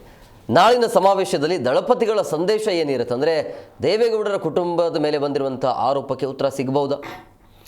ನೋ ಸರ್, ನೋಡಿ ಇಲ್ಲಿ ಕೆಲವೊಂದು ಘಟನೆಗಳು ನಡೆದಿರ್ತವೆ. ಆದರೆ ನಾವು ಒಂದು ಸಮಾವೇಶ ಮಾಡೋವಂಥದ್ದು ನಾವು ಯಾವುದೋ ಒಂದನ್ನು ಮುಚ್ಚಾಕೊಳ್ಳೋಕ್ಕೋ ಅಥವಾ ಯಾವುದೋ ಅದರ ಕವರಪ್ ಮಾಡ್ಕೊಳ್ಳೋಕ್ಕೆ ಅಂತಲ್ಲ. ಇದರಲ್ಲಿ ನಮ್ಮ ನಿಲುವು ಸ್ಪಷ್ಟವಾಗಿದೆ. ಈ ಏನೆಲ್ಲ ಘಟನಾವಳಿಗಳು ಹಿಂದೆ ಆಯಿತು, ಕುಮಾರಣ್ಣನವರು ಕ್ರಿಸ್ಟಲ್ ಕ್ಲಿಯರಾಗಿ ಕೊಟ್ಟಿದ್ದಾರೆ, ಅದನ್ನ ಏನೋ ಲೀಗಲಿ ನಡಿಬೇಕು, ಅದ್ರ ಪ್ರೊಸೆಸ್ ನಡೀತಾ ಇದೆ. So we are not involving in all those things. ಇದು ಏನು ಅಂತಂದರೆ, ನಾನು ನಿಮಗೆ ಮುಂಚೆನೇ ಹೇಳ್ದಂಗೆ, ಈ ಹಿಂದೆ ಸನ್ಮಾನ್ಯ ಕುಮಾರಣ್ಣನವರು ನಿಮಗೆ ಒಂದು ಗ್ರಾಮ ವಾಸ್ತವ್ಯ ಕಾರ್ಯಕ್ರಮ ಅಂತ ಮಾಡಿದರು. ಅದು ಒನ್ ಆಫ್ ದ ಫೇವ್ರೆಟ್ ನಿಮಗೆ ಕರ್ನಾಟಕ ರಾಜ್ಯದಲ್ಲಿ, ಹಾಗೂ ಜನ ಮೆಚ್ಚಿದಂಥ ಕಾರ್ಯಕ್ರಮಗಳು. ಅದಾದಮೇಲೆ ಅವರಿಗೆ ಸಿಕ್ಕಂಥ ಕಡಿಮೆ ಅವಧಿಯಲ್ಲಿ ತಾವು ನೋಡಿದ್ರೆ, ಈಗ GBA ಎಲೆಕ್ಷನ್ಸ್ ಹತ್ರ ಬರ್ತಾ ಇದೆ, ಅದನ್ನು BBMP ಅಂತ ಮಾಡಿದವರು ಕೂಡ ನಾವೇನೆ. JDS ವತಿಯಿಂದ ಕುಮಾರಣ್ಣನವರ ಲೀಡರ್ಶಿಪ್ಪಲ್ಲೇ BBMP ಆಗಿದ್ದು ಕೂಡ ನಿಮಗೆ.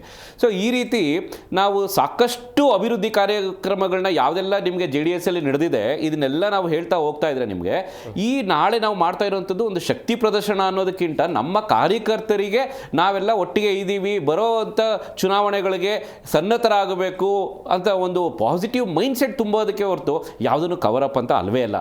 ಅದನ್ನು ಕಾಂಗ್ರೆಸ್ ಅವರು ಬಣ್ಣವಾಗಿ ಸಾಕಷ್ಟು ಹೇಳ್ತಾ ಇದ್ರು. ನಿಮಗೆ ಏನದು JDS ಅಂತ ಹೇಳಿದ್ರೆ ಅಂದರೆ ಡ್ಯಾಡಿ ಪಕ್ಷ, ಸಣ್ಣ ಪಕ್ಷ, ಎಸ್ ಅಂದರೆ ಸೆಕ್ಯುಲರ್, ಇದೆಲ್ಲ ಸಾವಿರ ಹೇಳ್ತಾ ಇದ್ರು. ನಾನು ತಮ್ಮ ಮಾಧ್ಯಮದ ಮುಖಾಂತರ ಒಂದು ಹೇಳಕ್ಕೆ ಬಯಸುವಂಥದ್ದು, ನೋಡಿ ಇವಾಗ ನಾವು India it self is A secular country. So ನಿಮಗೆ ಯಾರೇ ಒಂದು ನಾವು ಇದೇ ಒಂದು ಜನಾಂಗ ಕೇಳ್ತೀವಿ ಅಂತ ನಾವು ಯಾರು ಮಾಡ್ತಾ ಇಲ್ಲ. ಆದರೆ ಕಾಂಗ್ರೆಸ್ ಅವರು ನಿಮಗೆ ಯಾವುದೋ ಒಂದು ಜನಾಂಗನ ಕಮ್ಯುನಿಟಿ ಓಲೈಕೆ ಮಾಡುವಂಥದ್ದು ನಾವಲ್ಲ. ನಾವು ಅವತ್ತು ಜನತಾದಳ ಸೆಕ್ಯುಲರು, ಇವತ್ತು ಕೂಡ ನಾವು ಜನತಾದಳ ಸೆಕ್ಯುಲರ್ನೇ. ಸೊ ಅದನ್ನು ಕಾಂಗ್ರೆಸ್ ಅವ್ರಿಗೆ ಯಾಕೆ ಅವರಿಗೆ ಬೇಜಾರಾಗ್ತಾ ಇದೆ ಅಂತ ಹೇಳಿದ್ರೆ, ಅವರು ಯಾವುದೊಂದು ಓಲೈಕೆ ಮಾಡ್ಕೊಂಡಿದ್ದಲ್ಲ ಒಂದು ಕಮ್ಯುನಿಟಿ, ಅವ್ರು ಎಲ್ಲಿ ಇವಾಗ ಬರೋ ಎಲೆಕ್ಷನ್ಸಲ್ಲಿ ಅವ್ರಿಗೆ ಕೈ ಕೊಟ್ಬಿಡ್ತಾರೋ ಈ ಭಯ ಸ್ಟಾರ್ಟ್ ಆಗ್ಬಿಟ್ಟಿದೆ. ಅದಕ್ಕೆ ಅವ್ರನ್ನ ಹಿಡಿದಿಟ್ಕೊಳ್ಳೋಕೆ ಇವರು ಒಂದು ಕ್ಯಾಲ್ಕುಲೇಷನ್ಸ್ ಯಾವ ರೀತಿ ಮಾಡ್ತಾರೆ, ಓಟ್ ಯಾರಾಗ್ತಾರೆ ಅಂತ ಹೇಳಿದ್ರೆ ನಿಮಗೆ ಫಸ್ಟ್ ಯಾವುದೋ ಒಂದು ಕಮ್ಯುನಿಟಿ ಇರುತ್ತಲ್ಲ ಅಲ್ಲಿಂದ ಸ್ಟಾರ್ಟ್ ಮಾಡ್ಕೊಂತಾರೆ. ಆ ಓಟ್ಗಳೆಲ್ಲ ನಮಗೆ ಬರುತ್ತೆ. ಅದಾದ ಮೇಲೆ ನಿಮಗೆ ಬೇರೆ ಬೇರೆ ಜನಾಂಗದವ್ರನ್ನೆಲ್ಲ ಡಿವೈಡ್ ಅಂಡ್ ರೂಲ್, ಅಲ್ಲಿಂದ ಇಷ್ಟು ಓಟು, ಇಲ್ಲಿಂದ ಇಷ್ಟು ಓಟು ಅಂತ ತಗೊಂಡು ಮಾಡುವಂಥದ್ದು ಅಂತ ಕಾಂಗ್ರೆಸ್ ಟ್ರೈ ಮಾಡಿದ್ದು. ಲಾಸ್ಟ್ ಟೈಮ್ ಕೂಡ ಏನು ಕಾಂಗ್ರೆಸ್ ಪಾರ್ಟಿ ನೋಡ್ಬಿಟ್ಟು ಯಾರು ಏನು ಓಟ್ ಹಾಕಿಲ್ಲ ನಿಮಗೆ. ಇವರು ಹೇಳಿದ್ದಂಥ ಈ ಏನದು ಗ್ಯಾರಂಟಿ ಭರವಸೆಗಳ ಈ ಥರ ಟೋಪಿ ಹಾಕೋ ಕೆಲಸ ಇದರಲ್ಲಿ ಮಾಡಿದ್ದು. ನಾವು ಸನ್ಮಾನ್ಯ ಕುಮಾರಣ್ಣವ್ರ ನೇತೃತ್ವದಲ್ಲಿ ಈ ಹಿಂದೆ ಒಂದು ಪಂಚತಂತ್ರ ಕಾರ್ಯಕ್ರಮ ಅಂತ ಮಾಡಿದ್ವಿ. ನೀವು ಅದರಲ್ಲಿ ಯಾವ್ದಾದ್ರು ಒಂದು ಕಾರ್ಯಕ್ರಮನ ಕಾಂಗ್ರೆಸ್ ಅವರು ಇವತ್ತಿಗೂ ನಾನು ಚಾಲೆಂಜ್ ಮಾಡ್ತೀನಿ, ಇದೇನು ಗ್ಯಾರಂಟಿ ಅಂತ ಸ್ಕೀಮ್ಗಳು ತೊಗೊಂಬಂದಿದ್ದಾರಲ್ಲ ಅದರಲ್ಲಿ ಅಟ್ಲೀಸ್ಟ್ 10% ಆರು ಇಂಪ್ಲಿಮೆಂಟ್ ಆಗೋಕ್ಕಾಗಿದೆ ಅವ್ರ ಕೈಲಿ. ನಮಗೇನು ಅಂತಂದರೆ ನಮಗೆ ಬಹುಮತ ಪೂರ್ಣ ಸಿಗ್ತಾ ಇಲ್ಲ, ಅಥವಾ ಲಾಸ್ಟ್ ಟೈಮ್ ಏನಾಗಿದೆ ಅದನ್ನ ಒಪ್ಕೊಂಡಿದ್ದೀವಿ ನಾವು, ಅದನ್ನು ನಾವೇನು ಅಳಗಳಿತಾ ಇಲ್ಲ. ಆದರೆ ಈ ಥರ ಸಮಾವೇಶಗಳು ನಮಗೆ ಕಾಲಕ್ಕೆ ನಾವು ಮಾಡಲೇಬೇಕಾಗುತ್ತೆ. ಯಾವುದೇ ಪಾರ್ಟಿಯವ್ರು ಮಾಡ್ತೀವಿ. ಈ ಹಿಂದೆ ನಮ್ಮದೇ ಈಗ ಏನು ಹಳೆ ಮೈಸೂರು ಜಾಗದಲ್ಲಿ ಕಾಂಗ್ರೆಸ್ ಅವ್ರು ಬಂದ್ಬಿಟ್ಟು ಸಮಾವೇಶ ಮಾಡಿಬಿಟ್ಟು ಹೋದ್ರು. ಅದರ ವ್ಯಾಲ್ಯೂ ಹೇಗಿತ್ತು, ಅದರದ್ದು ರಿಯಾಕ್ಷನ್ಸ್ ಹೇಗಿತ್ತು, ಜನ ಯಾವ ರೀತಿ ಸ್ಪಂದಿಸ್ತಾ ಇದ್ದಾರೆ ಅಂತ ಹೇಳಿದ್ರೆ, ಈ ಗಾದೆ ಹೇಳ್ತೀವಿ, ಬಂದ ಪುಟ್ಟ ಹೋದ ಪುಟ್ಟ ಅಷ್ಟೇ. ಕಾಂಗ್ರೆಸ್ ಅವ್ರು ಬಂದರು ಹೋದ್ರು, ಏನು ಮಾಡಿದ್ರು ಏನೂ ಇಲ್ಲ. ಅದು ಯಾವುದೋ ಹಕ್ಕು ವಿಚಾರ ಪತ್ರ ವಿತರಣೆ ಅಂತ ಅಂದ್ಬಿಟ್ಟು ಅದು ಏನೋ ಒಂದು ಸ್ಕೀಮ್ ಮಾಡ್ಕೊಂಡ್ರು. ಅದಾದಮೇಲೆ ಅದ್ರ ಹಿಂದೆ ಒಂದು ಸಮಾವೇಶ ಮಾಡಿದ್ರು.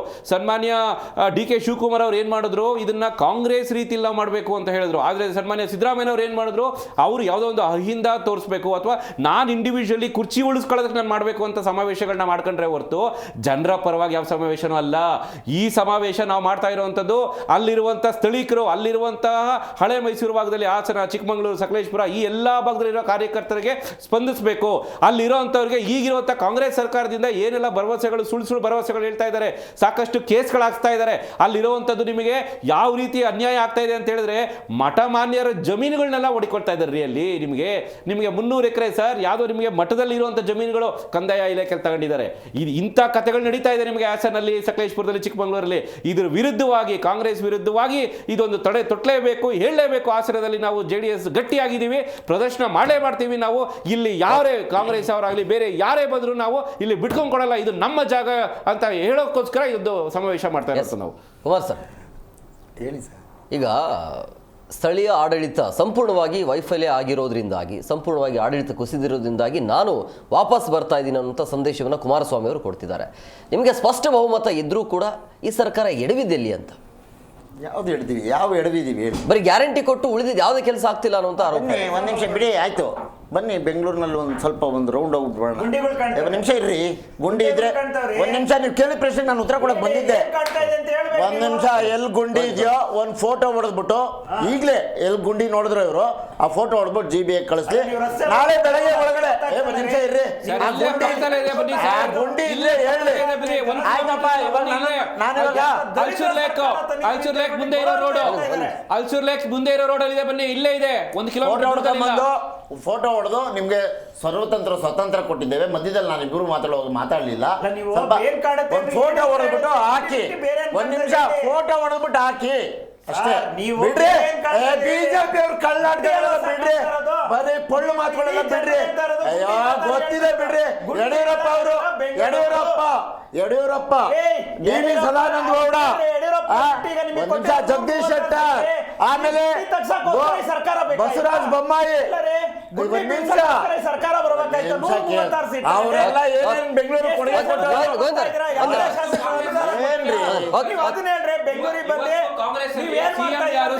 ಮಾತಾಡುವಾಗ ನಾನು ಮಾತಾಡಿಲ್ಲ. ಯಾಕೆ ಹಿಂಗ್ ಮಾತಾಡ್ತೀನಿ?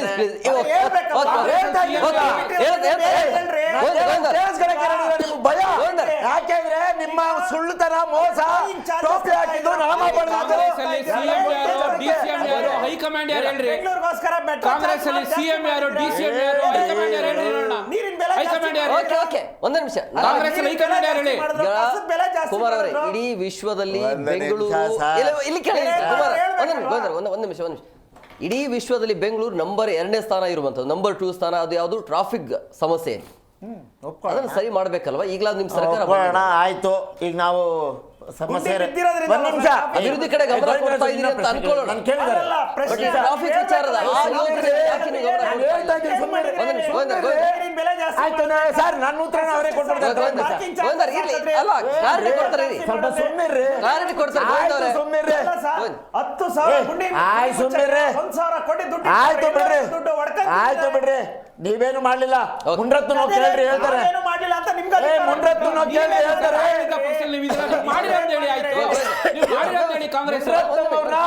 ಆರ್ ಅಶೋಕ್ ಅವರು ಕೇಳ್ರಿ ಹೇಳ್ತಾರೆ. ಕೇಳ್ರಿ ಹೇಳ್ತಾರೆ ಅವ್ರಿಬ್ರು. ಅವ್ರಿಬ್ರು ಹೇಳ್ತಾರೆ ಕೇಳ್ರಿ. ನೀವು ಬಿಡ್ರಿ. ಫಂಡ್ ಕೊಡ್ತಾ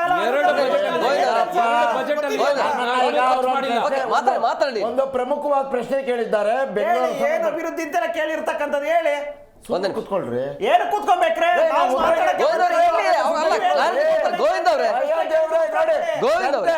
ನೀವೇ ಅರ್ಥ ಮಾಡ್ಕೊಳ್ಳಿ. ಉತ್ತರ ಬರ್ಲಿ. BJP ಅವರು JDS ಅವರು ಕಾಂಗ್ರೆಸ್ ಈಗ ನೀವು ಅಲ್ಲ ಬಿಡ್ರಿ. ಇವನವರೇ ಅಲ್ಲ, ಮಧ್ಯದಲ್ಲಿ ಮಾತಾಡೋದು ಏನಿದೆ ಮಾತಾಡ್ಲಿಕ್ಕೆ ಆಗತ್ತೆ. ಇವನ್ ದಯವಿಟ್ಟು ಬೇಡ. ನಾವು ನೋಡಿದ್ದೇವೆ. ಇವರಿಬ್ರು ಉದ್ಧಾರ ಮಾಡೋಕೆ ಕುಮಾರಸ್ವಾಮಿ ಉದ್ಧಾರ ಮಾಡಲಿಲ್ಲ.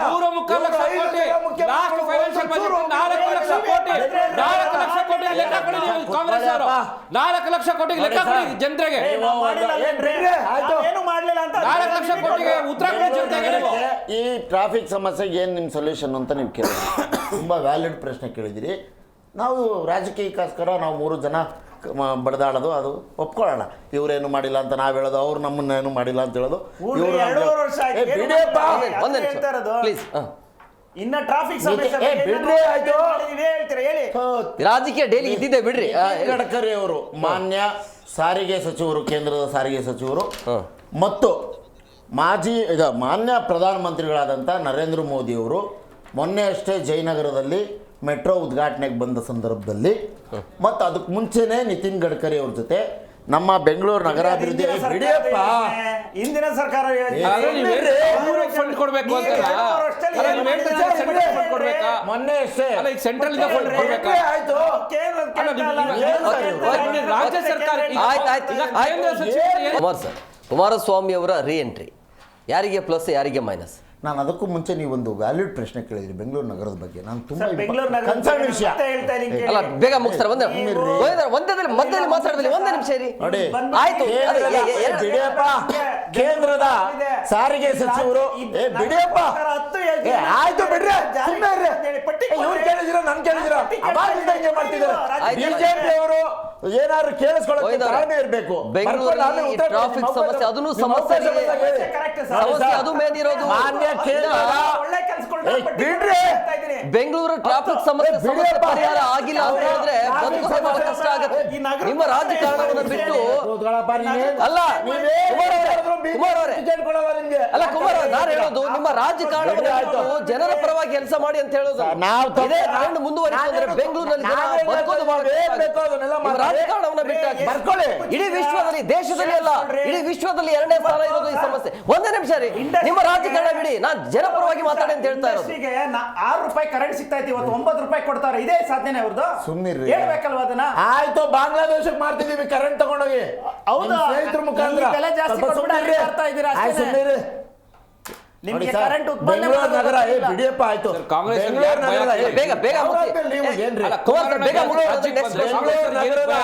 ಪ್ರಾಮಾಣಿಕ ಅಭಿವೃದ್ಧಿಗಾಗಿ ಕೇಂದ್ರದ ಸಾರಿಗೆ ಸಚಿವರಾದ ಅಭಿವೃದ್ಧಿ ಆಗಿದೆ ಸರ್. ಒಂದು ನಿಮಿಷ ಇರಿ, ಸಮಸ್ಯೆಗೆ ನಾನು ಹೇಳ್ತಾ ಇರೋದು ಪ್ರಾಮಾಣಿಕ ಪ್ರಯತ್ನವಾಗಿ ನಿತಿನ್ ಗಡ್ಕರಿ ಅವರು DK ಶಿವಕುಮಾರ್ ಅವ್ರ ಜೊತೆ ನಮ್ಮ ಬೆಂಗಳೂರಿನ ಈ ಟ್ರಾಫಿಕ್ ಸಮಸ್ಯೆ ಬಗೆಹರಿಬೇಕು ಅಂದ್ರೆ ಡಬಲ್ ಡೆಕ್ಕರ್ ರಸ್ತೆಗಳಾಗಬೇಕು. ಆ ಡಬಲ್ ಡೆಕ್ಕರ್ ಅಲ್ಲಿ ಒಂದು ಮೆಟ್ರೋ ಇರಬೇಕು, ಒಂದು ರಸ್ತೆ ಇರಬೇಕು, ಕೆಳಗಡೆ ಒಂದು ರಸ್ತೆ ಇರಬೇಕು. 2 ವರ್ಷದಲ್ಲಿ ಚಾಲನೆ ಕೊಟ್ಟಿದ್ರೆ ಅದನ್ನ ಹೇಳ್ರಿ.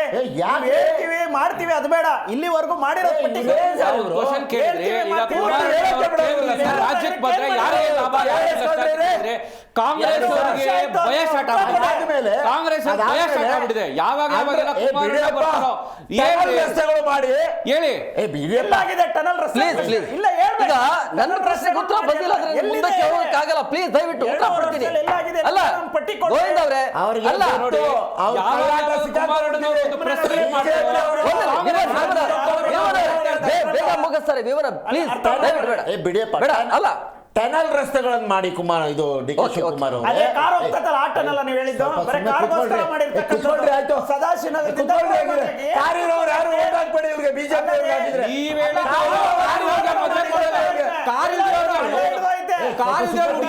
ಅಂತ ನೀವೇ ಹೇಳಿದ್ರಿ. ನೋಡ್ರಿ ಇಲ್ಲ, ಮಾತಾಡಕ್ ಬಿಡಿ ಗೋವಿಂದ್ ಅವರೇ, ಗೋವಿಂದ್ ಅವರೇ ಮಾತಾಡಕ್ ಬಿಡಿ ಪ್ಲೀಸ್. ಅವರ ಸಮ್ಮನೆ ಡಿ ಕೆ ಶಿವಕುಮಾರ್ ಅವರೇ ಹೇಳಿದ್ದು ನಾನು ಸುಮ್ಮನೆ ಇರಿ ಅಂತ ಆಗ್ಲಿಂದ ಕೇಳ್ಕೊತಾ ಇದ್ದೀನಿ. ಸರಿ, ನಗರದ ರಸ್ತೆಗಳ ಬಗ್ಗೆ, ಟ್ರಾಫಿಕ್ ಬಗ್ಗೆ ಮಾತಾಡಿ. ಗೋವಿಂದ್ ಅವರೇ,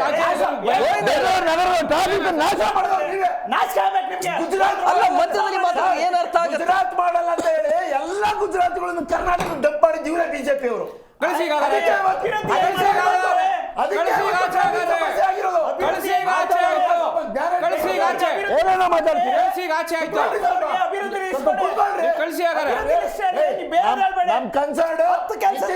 ನಿತಿನ್ ಗಡ್ಕರಿ ಅವ್ರ ಕನ್ಸರ್ನ್ ಹೇಳಕ್ಕೆ ಬಿಡೋದಿಲ್ಲ ಇವರು.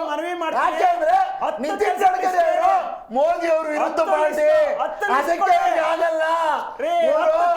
ಅದಕ್ಕೆ ಒದ್ದಾಡ್ತಾ ಇದ್ದಾರೆ ಬಿಜೆಪಿಲಿ. ಬಿಜೆಪಿಲಿ ಎರಡು ಟೀಮು, ಒಂದು ಮೋದಿ ಅವ್ರ ಟೀಮು, ಪ್ರಶ್ನೆ ಕೇಳಿದ್ರೆ ಕುಮಾರಣ್ಣ ಅವರು ರಾಜ್ಯ ರಾಜಕೀಯಕ್ಕೆ ಬಂದ್ರೆ ಯಾರು ಲಾಭ ಯಾರು ನಷ್ಟ ಅಂತ ಕೇಳಿದ್ರೆ ಕಾಂಗ್ರೆಸ್ ಅವರಿಗೆ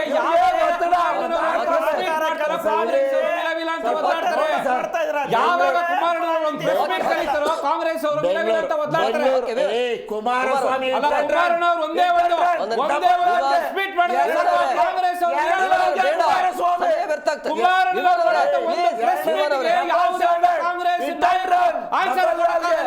ಇನ್ಕ್ಲೂಡಿಂಗ್ ಮುಖ್ಯಮಂತ್ರಿಗಳು ಕೂಡ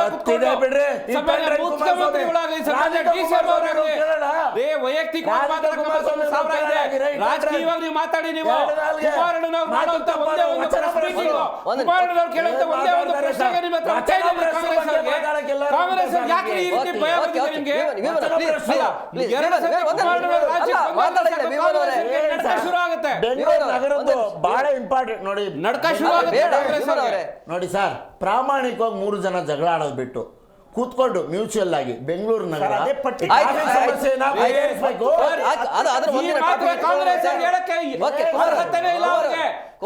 ಕುಮಾರಣ್ಣನವರು ಸಾರಿಗೆ ಸಚಿವರನ್ನ ನೀವು ಬನ್ನಿ ನೀವು ಅಂತ ಹೇಳಿದ್ರು. ಎಲೆಕ್ಟ್ರಿಕ್ ವೆಹಿಕಲ್ ಯಾರು ತಗೊಂಡ್ಬಂದು ಕೊಟ್ರು? ನಾವು ತಗೊಂಡ್ಬಂದು ಕೊಟ್ರು. ನಿಮಗೆ ಯುಪಿಲಿ 1,000 ಕೋಟಿ ನಿಮಗೆ ಟಾಟಾ ಅವರು ವೆಹಿಕಲ್ ಅದಕ್ಕೆ ಕರ್ಸಿದ್ರು. ಇಲ್ಲಿರುವಂತ ರಾಜ್ಯ ಸಾರಿಗೆ ಸಚಿವರು ಹೋದ್ರೆ ಅಲ್ಲಿ ಹೋಗಿಲ್ಲ, ಇಲ್ಲಿವರೆಗೂ 500 ಬಸ್ ಕೊಟ್ಟಿಲ್ಲ. ನಾಚಿಕೆ ಆಗಬೇಕು ರಾಜ್ಯ ಸರ್ಕಾರಕ್ಕೆ, ರಾಜ್ಯ ಸರ್ಕಾರದವರಿಗೆ ನಾಚಿಕೆ ಆಗಬೇಕು ಇದ್ರೆ ಹೇಳ್ಬೇಕು. ಪ್ರಚಾರ ಪ್ರಿಯ ಕುಮಾರಸ್ವಾಮಿ ಕುಮಾರಣ್ಣನವರು ಯಾವುದೇ ಒಂದು ರಾಜ್ಯಕ್ಕೆ ಬಂದಿದ್ದಾರೆ ಎಷ್ಟು ಸತಿ ನೀವು ಬಂದಿದ್ರೆ ಹೇಳಿ. ನೀವು ಪ್ರಚಾರ ಪ್ರಿಯ ಕುಮಾರಸ್ವಾಮಿ ಬಗ್ಗೆ ದಯವಿಟ್ಟು ಒಂದ್ ನಿಮಿಷ ರಾಜ್ಯ ಸರ್ಕಾರದವರು ಯಾವ ರೀತಿ ಅಸಹ್ಯ ದೇಶದ ರಾಜಕೀಯ ಮಾಡ್ತಾರೆ ಅಂತಂದ್ರೆ ಕೇಂದ್ರ ಸಚಿವರು ಗೊತ್ತಾ ಸರ್? ರಾಜ್ಯ ಸರ್ಕಾರದವರು ಒಬ್ಬ ಕೇಂದ್ರ ಸಚಿವರು ಯಾವ ರೀತಿ ಕಾಂಗ್ರೆಸ್ ಅವರು ಕಾಂಗ್ರೆಸ್ ಅವರಿಗೆ ಒಂದು ಪ್ರೋಟೋಕಾಲ್ ಗೊತ್ತಿಲ್ಲ. ಕೇಂದ್ರ ಸಚಿವರನ್ನ ಯಾವ ರೀತಿ ನಡೆಸ್ಕೊಂಡಿದ್ದಾರೆ ಒಂದು ರಾಜ್ಯ ಸರ್ಕಾರ, ಒಂದು ಪ್ರೋಟೋಕಾಲ್ ಗೊತ್ತಿಲ್ಲ ಇವರಿಗೆ. ಮಂಡ್ಯದಲ್ಲಿ ಯಾವ ರೀತಿ ನಡೆಸ್ಕೊಳ್ತಾರೆ ಒಬ್ರು ಕೇಂದ್ರ ಸಚಿವರು? ನಾಯಕರು ರಾಜ್ಯಸಭಾ ಮೆಂಬರ್ ಆಗಿರೋದು ಕಾಂಗ್ರೆಸ್ ಕೊಟ್ಟ ಕೊಡುಗೆ. ಒಬ್ಬ ಕೇಂದ್ರ ಸಚಿವರನ್ನ ಯಾವ ರೀತಿ ನಡೆಸ್ಕೊಳ್ಬೇಕು ಅಂತ ಒಂದು ಬೇಸಿಕ್ ಕಾಮನ್ ಸೆನ್ಸ್ ಇಲ್ಲ ರಾಜ್ಯ ಸರ್ಕಾರದವರು ನಿಮಗೆ. ಇವತ್ತು ಕರ್ನಾಟಕ ರಾಜ್ಯಕ್ಕೋಸ್ಕರ ಕುಮಾರಣ್ಣನವರು ರಾಜ್ಯ ಸರ್ಕಾರದವರು ನೀವು ಯಾವ್ದಾದ್ರು ಒಂದೇ ಒಂದು ಫೈಲ್ ತಗೊಂಡ್ಬಂದಿದ್ರ? ನೀವು ಯಾವ್ದಾದ್ರು ಒಂದು ಫೈಲ್ ತಗೊಂಡ್ಬಂದಿದ್ರ ಕುಮಾರಣ್ಣ? ನೀವು ಅಲ್ರಿ, ಧರ್ಮಾತ್ಮ ಧರ್ಮಸಿಂಗನ್ನ ಮನೆ ಕಳಿಸಿದಂತ ಕುಮಾರಸ್ವಾಮಿ ನಿಮಗೆ ಕುಮಾರಣ್ಣನ ಟೇಬಲ್ ಮೇಲೆ ಯಾವ್ದಾದ್ರು ಒಂದು ಫೈಲ್ ತಗೊಂಡ್ಬಂದಿದ್ರ? ಹೇಳಿರೋಣ ನೀವು. ಆಯ್ತು, ಸಾಯಿ ಮಿಂಗ್ರೇಜ್ ಕೇಸ್ಗೆ ಎದುರುಗೊಂಡು ನಿಮಗೆ ಕುದುರೆ ಸಪೋರ್ಟ್ ಮಾಡ್ತಾ ಇಲ್ಲ. HFT ಓಪನ್ ಮಾಡೋಣ ಅಂತ ಹೇಳಿದ್ವಿ, ಸಪೋರ್ಟ್ ಮಾಡ್ತಾ ಇಲ್ಲ. ಹೋಗಿದ್ದಾರೆ. ಸಪೋರ್ಟ್ ಮಾಡ್ತೀವಿ ಅಂತ ಹೇಳಿದ್ರು. ಕಾಂಗ್ರೆಸ್ ಸರ್ಕಾರದವ್ರು ಬರ್ತಾ ಇಲ್ಲ. ವೇಷ ರಾಜಕಾರಣ ಮಾಡ್ತಾರೆ ಅಂತ ಅವ್ರು ಬಾಬೆದ ಕಾಂಗ್ರೆಸ್ ಅವ್ರಿಗೆ ಸನ್ಮಾನ್ಯ ಕುಮಾರಣ್ಣ ರಾಜಕೀಯ ಬಂದ್ರು ಅಂದಿದ್ದಷ್ಟ ಭಯ ಸ್ಟಾರ್ಟ್ ಆಗ್ತದೆ. ಇವರು ನಾಗರಾವು ದಶರಥನ ಏನೋ ದುರ್ಯೋಧನನ ಲಾಂಛನ ನಾಗರಾವ್ ಅಂತಿದ್ದವ್ರು ಯಾರು ಯಡಿಯೂರಪ್ಪನವರು. ನಾವೆಲ್ಲ ಇವರಿಬ್ರು ಪರಸ್ಪರ ದ್ವೇಷಗಳು ಅನ್ಕೊಂಡ್ರೆ 1 ಎಕರೆ 12 ಕುಂಟೆ ಜಮೀನ ಇವ್ರು ಬಾಮೈದ ಚನ್ನಪ್ಪಂಗೆ BDS ಬೆಂಗಳೂರು ನಗರದಲ್ಲಿ ಬರ್ಕೊಟ್ಬಿಟ್ಟವ್ರು. ಮೂಡ ಸೈಟ್ ಅಲ್ಲಿ ತೆಗ್ದಿರೋ ಸೈಟ್ ವಾಪಸ್ ಕೊಟ್ರೆ ನಾಚಿಕೆ ಆಗಲ್ಲ ನಿಮ್ಗೆ? ಇದನ್ನ ಮಾತಾಡಕ್ಕೆ ನಾಚಿಕೆ ಆಗಲ್ಲ ನಿಮ್ಗೆ? ತೆಗ್ದಿರೋ 14 ಸೈಟ್ ವಾಪಸ್ ಕೊಟ್ರೆ ಮೂಡದಲ್ಲಿ ನಾಚಿಕೆ ಆಗಲ್ಲ ನಿಮ್ಗೆ? ತೆಗ್ದಿರೋ ಸೈಟ್ ವಾಪಸ್ ಕೊಟ್ರೆ ನಾಚಿಕೆ ಆಗಲ್ಲ ನಿಮ್ಗೆ? 5,000 ಕೋಟಿ ಇತ್ತೀಚೆಗೆ ನಿಮಗೆ ಗ್ಯಾರಂಟಿ 5,000 ಕೋಟಿ ಕೇಳಿ ಅಧಿವೇಶನ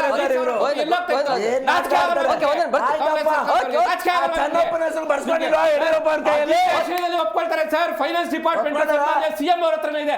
ಅಧಿವೇಶನದಲ್ಲಿ ಒಪ್ಕೊಳ್ತಾರೆ. ಹೌದು, ಎಸ್ಟಿ ನಿಗಮಕ್ಕೆ ಆಗಿರುವಂತದ್ದು ನಿಜ ಅಂತ ಅಧಿವೇಶನದಲ್ಲಿ ಒಪ್ಕೊಳ್ತಾರೆ. ಒಪ್ಕೊಂಡಿದ್ರೆ ನೀವು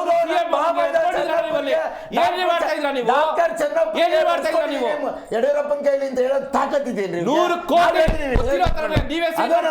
ಕೋಟಿ ನಿಮ್ಗೆ ಮೋಸ ಮಾಡೋದು, ಕಾಂಗ್ರೆಸ್ ರಾಜ್ಯ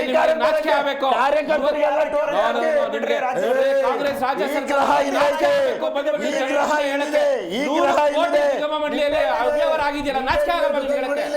14 ಸೈಟ್ ತಗೊಂಡು ಆಯ್ತಾ? ಸರ್ ಇಲ್ಲಿವರೆಗೂ ರಾಜ್ಯ ಸರ್ಕಾರದವ್ರು ಡೆಲ್ಲಿಗೆ ಹೋಗ್ತಾರೆ. ರಾಜ್ಯ ಸರ್ಕಾರದವ್ರು ಡೆಲ್ಲಿಗೆ ಹೋಗ್ಬರ್ತಾರೆ ಕೇಳಿ. ಬರೀ ಸಿಎಂ ಡಿಸಿ ಕಾಳಜಿ ಕುಮಾರಣ್ಣನವ್ರು ಮಾಡುವಂತದ್ರಲ್ಲಿ 10% ರಾಜ್ಯ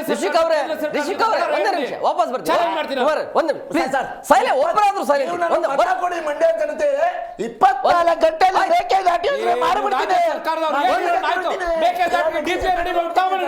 ನಿಮ್ದೇ ಮಿತ್ರ ಪಕ್ಷದವ್ರು ಇದ್ದಾರೆ ತಾನೆ. ಬರ್ತೀನಿ.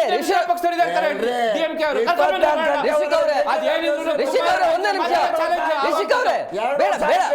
ಆಯ್ತು, 1 ನಿಮಿಷ.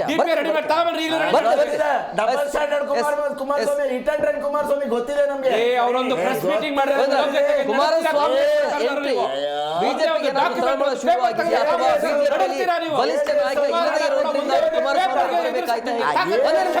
ಭಾರತೀಯ ಜನತಾ ಪಾರ್ಟಿ ಕಾರ್ಯಕರ್ತರು ಬಹಳ ಸದೃಢವಾಗಿದ್ದಾರೆ, ನಿರಂತರವಾಗಿ ಕೆಲಸ ಮಾಡ್ತಾ ಇದ್ದಾರೆ. ಇವತ್ತು ಕಾಂಗ್ರೆಸ್ ಸರಿ ಭಯ ಬಂದಿರೋದೇ ಅದು. ರಾಜ್ಯದಲ್ಲಿ ಬಿಜೆಪಿಯ ಕಾರ್ಯಕರ್ತರು ನಾಯಕರುಗಳು ಬಹಳ ಆಕ್ಟಿವ್ ಆಗಿ ಇವತ್ತು ಸರ್ಕಾರದ ವಿರುದ್ಧ ಹೋರಾಟ ಮಾಡ್ತಾ ಇರೋದ್ರಿಂದ ಇವತ್ತು ಕಾಂಗ್ರೆಸ್ ಸರಿ ಭಯ ಬಂದಿದೆ. ಇವತ್ತು ಬಳ್ಳಾರಿ ವಿಚಾರ ಆಲ್ರೆಡಿ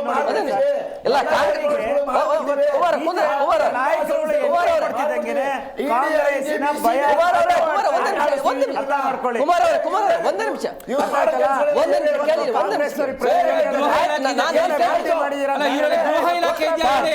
ಗೃಹ ಇಲಾಖೆ ಮಹಾರಾಷ್ಟ್ರದಿಂದ ಬರ್ತಾರೆ. ನಡೀತಾರೆ. ಗುಜರಾತ್ ಅಲ್ಲಿ ಕೇರಳದ ಒಬ್ಬ ಸನ್ಮಾನ್ಯ ವೇಣುಗೋಪಾಲ್ ಅವರಿಂದ ಮೆಸೇಜ್ ಆಗ್ತದೆ. ಕಾಂಗ್ರೆಸ್ ಸರ್ಕಾರದವರು ಕರ್ನಾಟಕ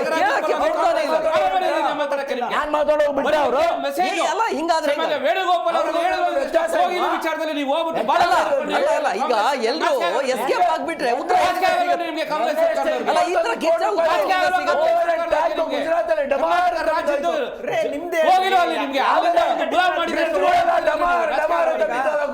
ಒಂದೇ ನಿಮಿಷ. Important person